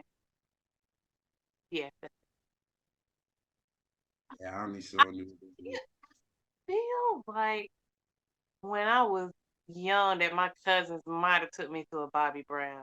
But I don't know if I'm making up memories. But the New Edition Johnny definitely have. I've seen BBD, at one of those, Summer Jam type things in the early days. Yeah, I did too. Me too. Like when they got no Summer Jam, they on tour with other people. I got to see BBD on tour with them. Yeah. I seen, now as far as Johnny, I did see LSG twice. Red word? Okay. Yeah, Yeah. that was amazing. Yeah. I bet it was. I bet it was. Well, okay, so we at the last track, Home Again. This is just the Yeah, story of New Edition. there Really, it is. that's really what it was. There it It is. was it was Mike telling the story. Rewind. I'm gonna rewind real Well, quick what because happened? I hate that I didn't mention How Do You Like Your Love Serve was written by Gerald Levert. That Oh, is that's true. Right, I LSG forgot. made it. Yes, Yeah. Mhm. and Okay. then for them to come out with an album the next year, right? With It LSG. sure was the next year. It was in there 90s. Johnny It was out was. here working. You hear me? Because he Johnny came out got with his ethics. album in 96. Then the group comes out in 96. Then LSG comes out in 96. I mean, 97. Like, Yeah, Johnny got son, that work ethic, which was shown by it was just him and Ralph in the studio. Like, where is everybody? Show Dude. you who were the workhorses. that part. And Johnny also has producer credit on this Credit. album, mixing, and he played guitar. Oh, really? Word?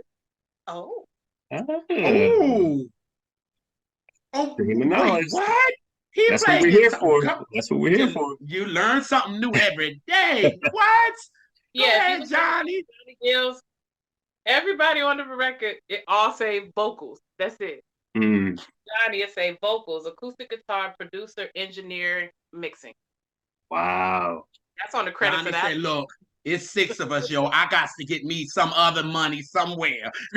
This is a six. We split in 6 ways. Son, like I need to Mhm. get some more credits. I can get me a little bit more Mhm. change on this. For real, for real. But, Johnny but also had writing credit on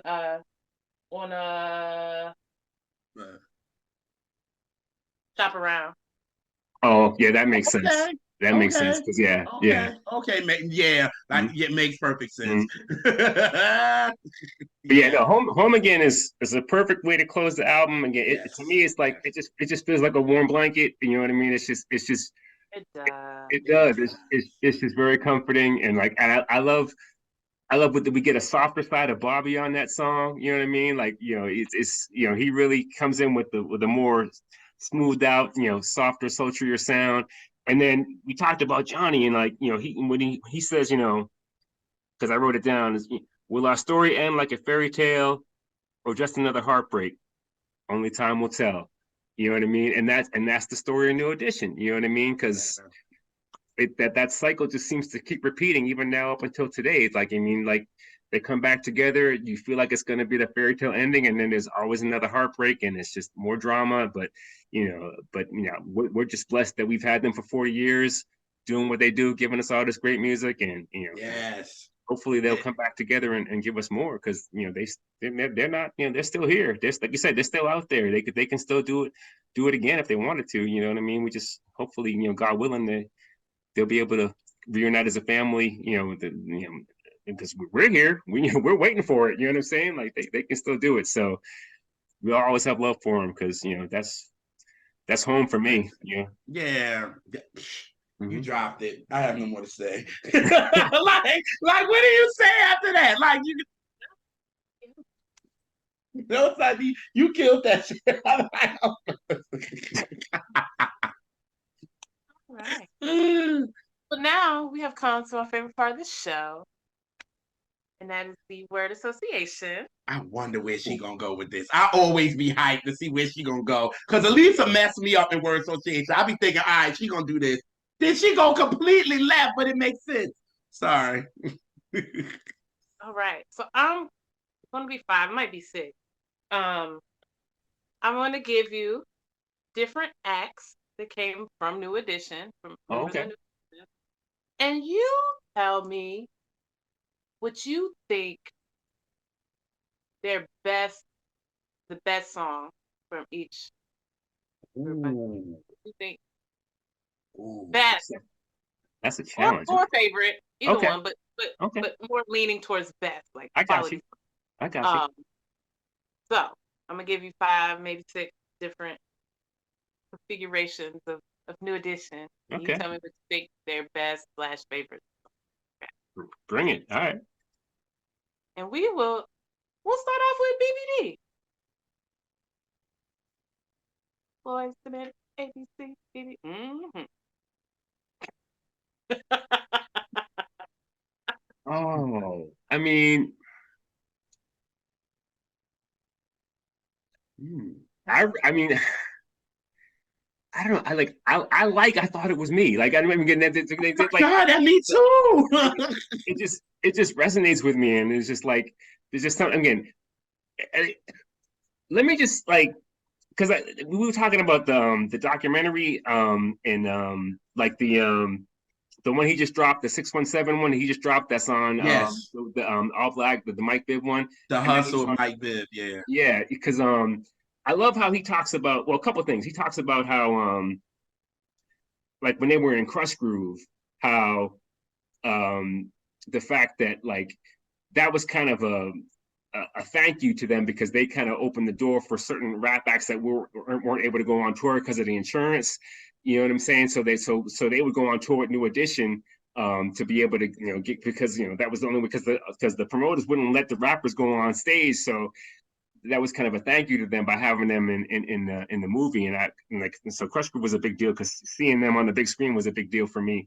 But then he talked about how through that he was able to meet Jam Master Jay, and Jam Master Jay was kind of a mentor for him. mm-hmm. And then he kind of paid it forward. You know what I'm saying, by working, Biv working with people like Puff, but also Dallas Austin, right? And and Dallas Austin was a big force behind behind BBD, behind TLC, So I think about Dallas Austin, I think about the work that he did with them, and I think about songs like that, and I just loved because that to me was, and for better or worse, that was a transition between the traditional R&B that we had before and what we get now with that crossover between the hip hop and the rap, and BBD really kind of set that trend. So when I think about that time, I think about a song like that. So I just I always loved that song because I just loved being able to get the flavor of the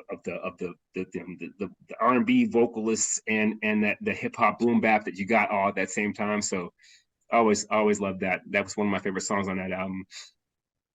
Yo, Ron, what's up with that? I love the video because it's a dance video. Yeah. I love the video. Like they just dancing, and and then Ricky got his cane, and I thought it was me.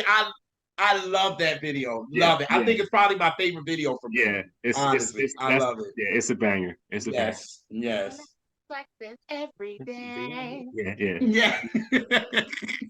I do love that song. You love it. Oh God, I just love how it comes in. The album, it all is, even in the cringy, corny moments. It's a nostalgic thing. For me, for sure. Because I had the cassette. Let me tell you, I used to wear that pole cassette. Yeah. All right. How about Johnny Gill? Woo. Okay. So, oh my God, I know you love Johnny. I love Johnny. I mean, my favorite Johnny Gill song is probably "Wrap My Body Tight." I fell out of bed this morning. Something was begging me. I love that song. I mean, yeah, that's "Wrap My Body Tight." I mean, I love my. I love "Rub You the Right Way." I mean, I love all them joints, but like, there's something about that "Wrap My Body Tight." I can listen to that any time of day. Like, I agree. It makes me feel good. Yeah. I love that. I agree with that. I love that song. Yeah. Well, I don't like My. He didn't either. I never liked that song. Yeah, it's tolerate it because it's Johnny's signature song, so I tolerate the song. But I don't enjoy that song. Yeah.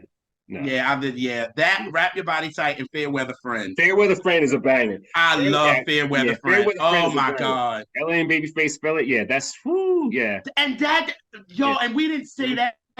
Speaking of New Edition, they worked with all of them together. Worked with Babyface, L.A. Reid, Jimmy Jam, and Terry Lewis, and got smashes. All of them. You know what I'm saying? Like all of them. Like this just goes to show how dope of a group they are. Like, No. I first of all, I love this because I could think. This is great because we go. What else? Let's go. What else you got? All right. Bobby Brown. Oh my gosh. I love the Rock With You remix. Now that you are here with me, I love that. I mean, Bobby got so many joints. I like that I like On Our Own. But you know what? Every little step. That's the one. Every little step is the one. Yeah. He even said on the show, which he said this on Donnie Simpson on Video Soul. He was like, he likes every little step better than My Prerogative. Oh no, no. I'm not a big. I mean, I'm not either. I'm not either. I mean, and maybe it's because they played the hell out of it, but like, yeah, on Our Own is my joint. You got, oh wow. On Our Own, that I love that. I love it because it's so kiddish, but it's so street still. Like that's why Bobby was, man. When Bobby had it, he had it. You hear me? Like But yeah, no. If I had to pick one Bobby, it'd be Every Little Step. Yeah, for sure. Yeah. Okay. Yeah. Mm-hmm. The album version or the remix? The remix. Okay. Yes. Okay. Because everybody be like, I'll be like the album version, because the album version is a little bland. The remix. The one. The remix goes in. To get to go solo. Yeah, that's the one. Okay. Yeah, All right. Cool. Mm-hmm. All right.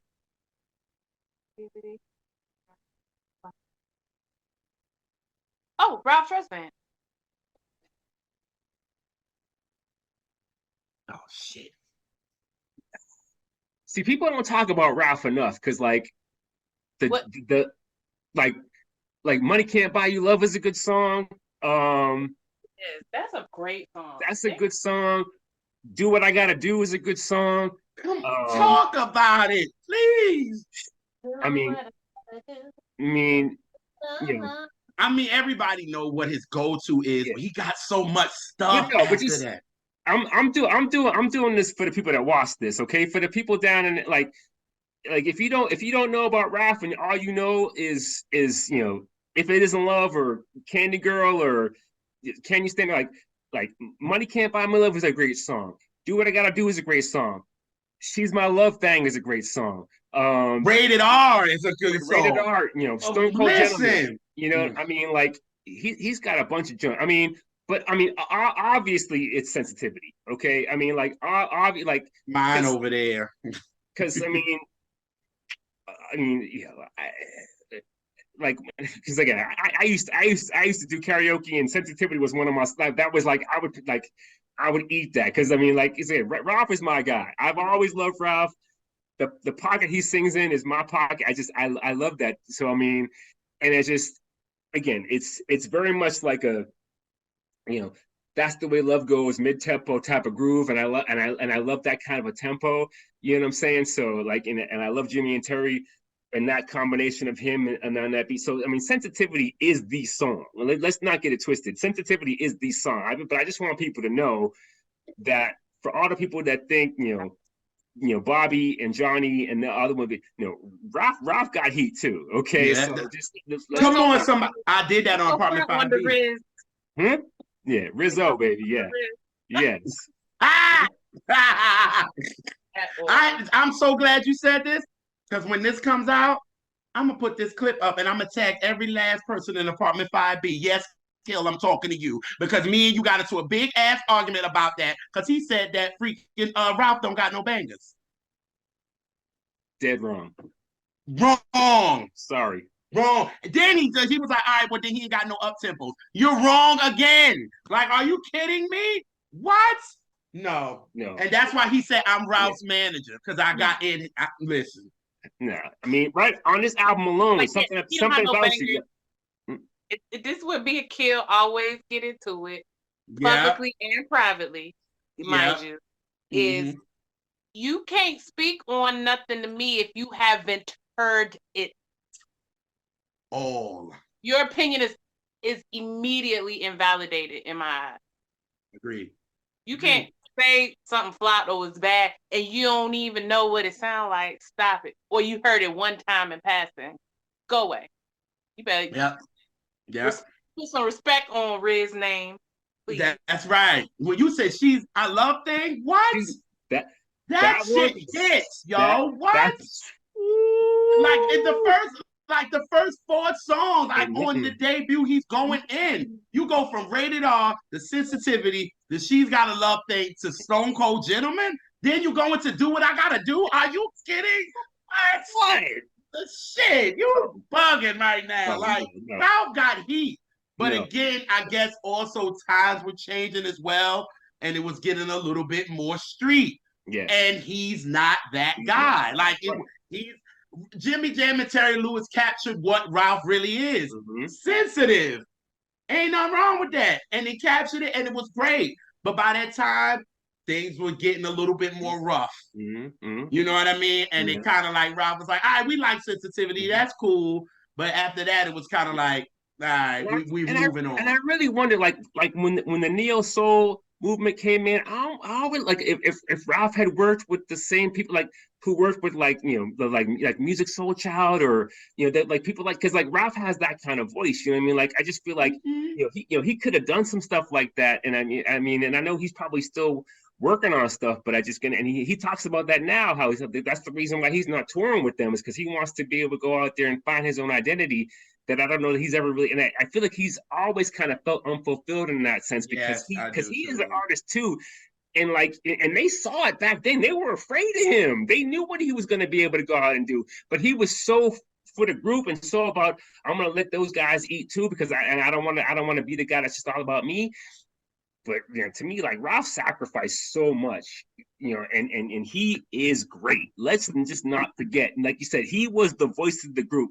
They were so because he was so identified with New Edition that they were afraid that if he left, that's why they went out and got Johnny.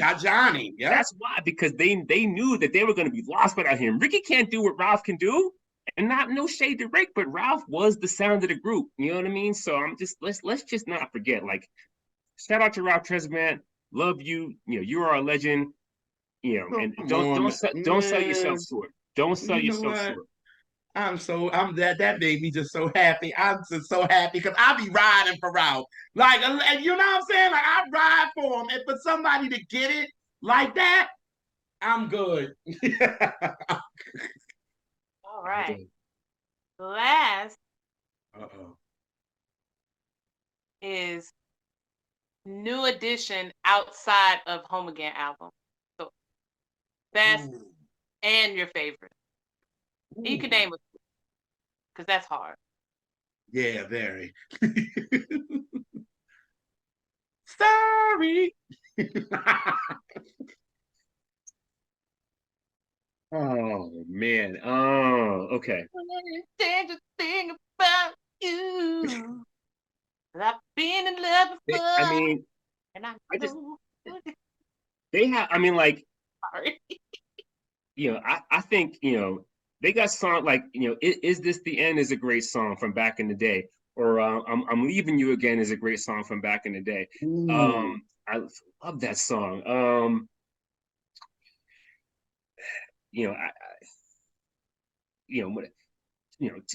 Telephone Man is never going away. And like I said earlier, can you stand the rain is the quintessential New Edition record. So I mean, and again, I know people that are going to watch this. The majority of them have, I'm sure, have heard that song. But if they haven't, that's the first song you need to hear if you want to understand what New Edition is about, why they're legends. You know what I mean? Like, why they're iconic in the music industry because of that song. That, I mean, so that song will be played at every wedding. What, like that song is magic. But if there's another song on that album that I think is also very, very special and very powerful, it's the song the group took their name from. It's Boys to Men. These are the things that change boys to men. Like, I mean, like that song. I mean, like, when I heard that song when I was a kid, that song made me cry because that was the song that made me want to aspire to be, mature. You know what I mean? And so like, and I appreciated that for where they were at that time in their lives. It was aspirational. It was the song that to help me understand, okay, I'm not a kid anymore. You know what I mean? And that's what they were going through. I related to it, and it's again, it's, and to see what they were able to do from that and the success that they had after that, because they understood that they weren't kids anymore and they needed to take their career seriously. They needed to take their talent seriously, and all the people that believed in them and helped them and encouraged them and saw the talent that they had and the potential that they had. I think, after Can You Stand the Rain and after If It Isn't Love, I think that's another song on the Heartbreak album. Did you say not the Heartbreak album, or did you say no, not Home Again? Not Home Again. Okay, yeah, no. Then yeah, I would say that's another song on that album. That Boyz II Men song is, that's the reason why the group named themselves after it, because they period. Like, you know what I mean? You Like, can't get more iconic than that, right? And you know what I mean? Like, and look what they did. They were inspired by that song, and then they went on and they had their own multi-platinum success just based off of the fact that they heard that and they were like, we want to do what they do. You know what I'm saying? And they took, like, and again, it's all about the generations. You know what I mean? You said you had the Temptations, you had the Jacksons, you had New Edition. You see how they inspired the next generation. That led to Boys to Men, and you know what I mean. And it just keeps going on and on. And that's what Black music is supposed to do, right? That's what we're supposed to do. We're supposed to take what you got, from the streets, from the church, from everywhere, and use your art, and lift people up, lift people's spirits, and use your talent, and get yourself to a better situation, and just and you see what happens. Everybody's winning, and it's just, I don't know. It's just, I can't say anything else, man. It's joy. It's just joy. He did it again. Right. So this is made me think about one of my favorite kind of sleeper New Edition songs is A Little Bit of Love. Oh, yes. That's a good one. It is, Elise. Yes. And I feel the same way also about Crucial. I think that's another like sleeper. Crucial loving. Maybe I don't know. Yes. Yes. Yeah. Yeah. I had to throw something in there. Yeah. Oh, this was so great. I knew it would go well. I knew it. I knew it. I knew it. Now, come on. He had a makeup to do. What's gonna be? Tim had a makeup to do. This was his makeup. He went hard for True, so he had to make up with. Yeah. I'm kidding. No, I'm kidding. Yeah. I was like, I'm gonna get him when we get on here. I was like, I'm gonna get him. I'm gonna get him because I tried to get him in the episode, but it kind of went over. But I was like, oh, I'm gonna get him on that. Junior. Oh, you're fatty. That's for you. There's levels to this, okay? There's levels. Yes. Tim knows. He knows. Yep. Oh, but yeah. Yeah. Shit. You got anything else to say, Jared? No, man. I told you he done dropped the mic about 16 times in this episode. So I'm saying, I'm out. Yeah. I'm out. I guess I'll do my little closing. Yes, go right ahead, girl. Yeah, we thank everybody that kicks it with us every Sunday and other days too, up in the live chat and making it so much. The live chat makes it a lot of fun because you just getting people's real time reactions and it's been some cool little conversations and sometimes people drop little gems, little fun facts in that live chat, the things that we missed or didn't think about, and so we don't get mad if it's coming from a good place, if it's a correction or addition, well, we're not mad about that. We want it because we want to be right. So, hey, we get stumped all the time. We just, we just loaded little music listeners that just like to talk about it. That's right. That part. Yeah. It's all love. It's all love. So we thank y'all. Yeah, I don't even want it to end because right. This is such a I knew it. Yes, but we love y'all. And if it isn't love, no. But I was trying to think of some clever thing, and I'm drawing a blank. But hey, yeah. But yeah, I guess I gotta say goodbye, and we'll catch y'all in the next. Peace, y'all.